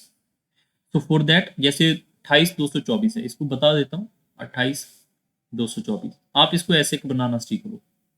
जैसे 4 का तो पता ही है ना स्क्वायर रूट होगा, तो 4 इससे कट करोगे 7 आएगा, फिर 0 आएगा, 5 आएगा, 6 आएगा, फिर आप इसको 4 ऐसे ऐसे लेकर जाओगे, तो लास्ट में चेक कर लेना यहाँ पे आपको जैसे 4 का स्क्वायर रूट आप 2 ही लिखोगे, तो ऐसे 2 के फैक्टर बना के आप इसको सिंप्लीफाई कर लो, तो आपका उत्तर आ जाएगा इसके आसपास।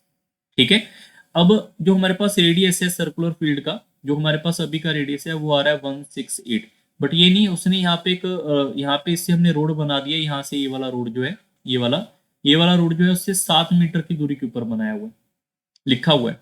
तो इसका जो कॉस्टिंग है वो हमारे पास ये मीटर स्क्वायर के 2 रुपये मीटर स्क्वायर बनता है, तो बताओ इसका कॉस्ट कितना पड़ेगा रोड बनाने को। क्लियर। तो बाहर वाले का अगर 7 ऐड करोगे तो ये हो जाएगा 175 रेडियस, तो अगर मैं आपको ये पूछ लूँ इसका एरिया क्या होगा, तो इसका एरिया क्या होगा मेरे पास, pi r square minus pi r square. तो दोनों में से पाई को कॉमन निकालेंगे, 22/7 आ जाएगा, और यहाँ पे आएगा 175 माइनस 168 आर स्क्र। तो यहाँ पे लिखेंगे हम 22/7। यहाँ पे आप चेक करोगे ए स्क्र माइनस बी स्क्र, तो इसका फॉर्मूला हो जाएगा मेरे पास यहाँ पे ए प्लस बी, वो आएगा मेरे पास यहाँ पे 343 एंड ए माइनस बी 7, ये से कट जाएगा। तो इसका एरिया इतना आएगा ये वाले रोड का, ठीक है, ये वाले रोड का इतना एरिया। तो ये हमारे पास मीटर स्क्वायर में है, तो 1 मीटर स्क्वायर के लिए 2 रुपए लग रहे हैं, तो इतने मीटर स्क्वायर के लिए हमें 2 से मल्टीप्लाई इसको अलग से करना पड़ेगा, ठीक है। तो इतना खर्चा आने आने वाला है, लगभग ये 15,000 के आसपास आएगा, 15,092 रुपये। ये आपके इस क्वेश्चन का उत्तर है। कुछ बच्चों को लगेगा सर बहुत कैलकुलेशन बस हो गया, ये तो बहुत लेंथी क्वेश्चन है। याद रखना मेरी बात, जो एफ कैड वाले स्टूडेंट हैं आपको डरने की जरूरत नहीं है, आपके पेपर में ये वाली कैलकुलेशन आने के चांसेस कम रहेंगे, इससे छोटी कैलकुलेशन आएगी। हाँ, क्वेश्चन का पैटर्न ये हो सकता है, और ये क्वेश्चन आपका मेंसुरेशन 2D का है। नेक्स्ट क्वेश्चन पे चलते हैं। इस सिलेंड्रिकल सिस्टम उस डायमीटर 14 सेंटीमीटर, डायमीटर है तो रेडियस के ऊपर चले जाएंगे 7, ठीक है। सिलेंडर है जिसका डायमीटर 7 है, partially filled with water, A rectangular block of 12 centimetre in length, 18 centimetre in breadth, 7 centimetre thickness is Holi immersed in the water, by how much centimetre the water level will be rise. So first of all the cylinder की बात करेंगे, तो cylinder का diameter की बात करेंगे तो वो आएगा 7। तो हमारे पास इसका वॉल्यूम क्या होगा, वॉल्यूम होगा पाई इंटू आर का square into H, that must be equal to the volume of that block. So 22 multiply by 18 multiply by 7. Clear. 7 से 7 कटेगा, ये 7 से 7 कटेगा, 22 से 22 कट जाएगा, तो हाइट कितनी यहाँ पे रेज होगी 18। ये आपका क्वेश्चन का उत्तर है। हमेशा हाइट वही रखते हैं जितना पानी का लेवल ऊपर जाता है, ये चीज मैंने आपको पहले भी समझाई थी। नेक्स्ट क्वेश्चन पे चलते हैं। If the radius of a cylinder is double but height reduced by 50%, the percentage of the change in the volume। ये वॉल्यूम वाला क्वेश्चन आप में से काफी बच्चे गलत करते हैं पेपर में, और इसका सबसे बेहतरीन शॉर्टकट मैं बताने वाला हूं, that is based on the initial final. First of all, cylinder का वॉल्यूम क्या होता है, पाई आर स्क्वायर एच। पाई तो ठीक है, आर मेरे पास 2 बार होगा और एच 1 बार होगा। तो अगर मैं आपको ये बोल दूं हमारे से पाई से कोई मतलब नहीं है, वो तो सेम रहेगा सभी क्वेश्चन का, that can not be change, but R and H that may be changed, and according to the question यहाँ पे आपके बीच में मल्टीप्लाई है और परसेंटेज में यहाँ पे 3 बार चेंज हो रहा है। मल्टीप्लाई बीच में है तो परसेंटेज में 3 बार चेंज हो रहा है। तो अगर मैं आपको याद करवाऊं तो मल्टीप्लाई है तो परसेंटेज में चेंज होने को बोलते हैं सक्सेसिव। या तो आप फॉर्मूला लगाओ a प्लस बी वाला, बट 2 पे लगता है वो, 3 के लिए अलग अप्रोच है, 4 के लिए अलग अप्रोच है, बट उससे बचने के लिए मैंने आपको परसेंटेज में करवाया था इनिशियल फाइनल, ठीक है। उसका रेडियस डबल हो रहा है, रेडियस डबल हो रहा है, इसका मतलब है पहले रेडियस 1 रहा होगा, अब उसका 2 हो गया होगा। तो यहाँ पे आप लिखोगे 2/1। रिड्यूस हो रही है 50% से उसकी हाइट, यहाँ पे रेडियस डबल हो रहा है तो 2/1। 50% से कम हो रही है, मतलब 50% का क्या होता है 1/2। 2 के ऊपर 1 नंबर कम होने का मतलब ये हो जाएगा 1/2। 2 के मान लो यहाँ पे होता है 3/4, 4 के ऊपर 3 कम होने का मतलब है 1/4, 2 के ऊपर 1 कम होने का मतलब है 1/2। ये चीज ना परसेंटेज में आपको अच्छे से बताई गई है। फिर आप इसको सिंप्लीफाई करेंगे तो ये आएगा 2/1। तो इसका मतलब होता है ये मेरे पास इनिशियल फाइनल है, तो ये वहाँ यहाँ पे इनिशियल में 1 है, फाइनल में 2 हो चुकी है। तो वॉल्यूम आपके पास कितनी इंक्रीमेंट लेकर आया 1, कहाँ पे इनिशियल के ऊपर, मल्टीप्लाई बाय 100 करेंगे तो 100% ओवरऑल इफेक्ट पड़ेगा। ये आपका उत्तर है। हो सकता है आप में से बच्चों को लगे यार पता नहीं सर ये क्या बता दिया। मैं आपको बार बार कह रहा हूं, मेरे कहने पे आप जाएं फिरदौसी बैच में, फिरदौसी बैच में जाके परसेंटेज में इनिशियल फाइनल का स्ट्रक्चर समझ लें। 2.5-3 घंटे की क्लास है, पूरा परसेंटेज, और इनिशियल फाइनल है सिर्फ 15-20 मिनट का। आपको तभी ये चीजें क्लियर होंगी, what is the meaning of a successive, why we are going with this approach, why we are not going with to follow a plus B formula in this approach. क्या इसका कोई और भी शॉर्टकट है, इसके बहुत shortcut है। Clear होगी बात सबको, तो इसको आप सारे बच्चे चेकआउट जरूर कर लेना। नेक्स्ट क्वेश्चन के ऊपर चलते हैं। इसको आप ऐसे भी कर सकते हैं, मान लो आपका वॉल्यूम स्टार्टिंग में 100, आपको पता है R इंटू एच हो रहा है, तो वॉल्यूम स्टार्टिंग का 100 है, पहले डबल हो गया तो इसका डबल कर देंगे 200, एक बार रेडियस चेंज हो गया। दूसरा रेडियस कह रहा है इसका डबल कर दो, इसका डबल कर देंगे 400। फिर हाइट कह रहा है कि 50% कम कर दो, इसका 50% कितना होगा 200, 200 कम कर देंगे तो बचा कितना 200। तो 100 के बदले में 200 चला गया तो 100 का इंक्रीमेंट हुआ स्टार्टिंग वाले के ऊपर, मल्टीप्लाई बाय 100 करेंगे परसेंटेज निकालने के लिए, तब भी आपका आंसर 100 आएगा। नेक्स्ट क्वेश्चन पे चलते हैं। ओके ओके, तो यहाँ तक हमारे आज के क्वेश्चन थे। आई होप सब बच्चों को क्वेश्चन वगैरह समझ आए होंगे और क्लास आपको अच्छी लगी होगी। काफी क्वेश्चन हो गया इसके अंदर। बाकी याद रखना, जो भी बच्चे एफकेट के लिए तैयारी कर रहे हैं, अगर कोई क्वेश्चन हाई लेवल आ गया तो सभी बच्चों के लिए हाई लेवल चला जाएगा वो। अगर पेपर की बात करूं तो एसएससी सीडीएस जो बेसिक लेवल के क्वेश्चन होते हैं वही मैंने आपको यहाँ पे करवाए हैं। एक दो क्वेश्चन मैंने अच्छे लेवल के भी करवाए हैं, ठीक है। तो वो आपके पेपर पॉइंट ऑफ व्यू से इंपॉर्टेंट है, उसको आप जरूर चेकआउट कर लेना, ठीक है। अब मिलेंगे नेक्स्ट क्लास के अंदर that is based on mean mod के ऊपर। तो वो क्वेश्चन हम स्टैटिक्स का सीख लेंगे, एक ही क्लास में वो कवर हो जाएगा। 2-3 क्लास हम और करेंगे, आपके पेपर से पहले जो नए टॉपिक है वो यहाँ पे कवर कर देंगे, ठीक है। तो मेन टॉपिक आपके यही थे। एक दो क्वेश्चन, एक दो टॉपिक हमारे बचे हैं, उनको भी हम कवर कर लेंगे। अगर आप चाहते हैं सर नहीं हमें ये भी टॉपिक वो करवा दो, वो भी बता दो, तो आप मुझे इस वीडियो का कमेंट में चाहकर आप बता देना कौन सा टॉपिक आप सीखना चाहते हैं, ठीक है। सो मिलेंगे नेक्स्ट क्लास के अंदर। So bye bye, take care and thank you everyone.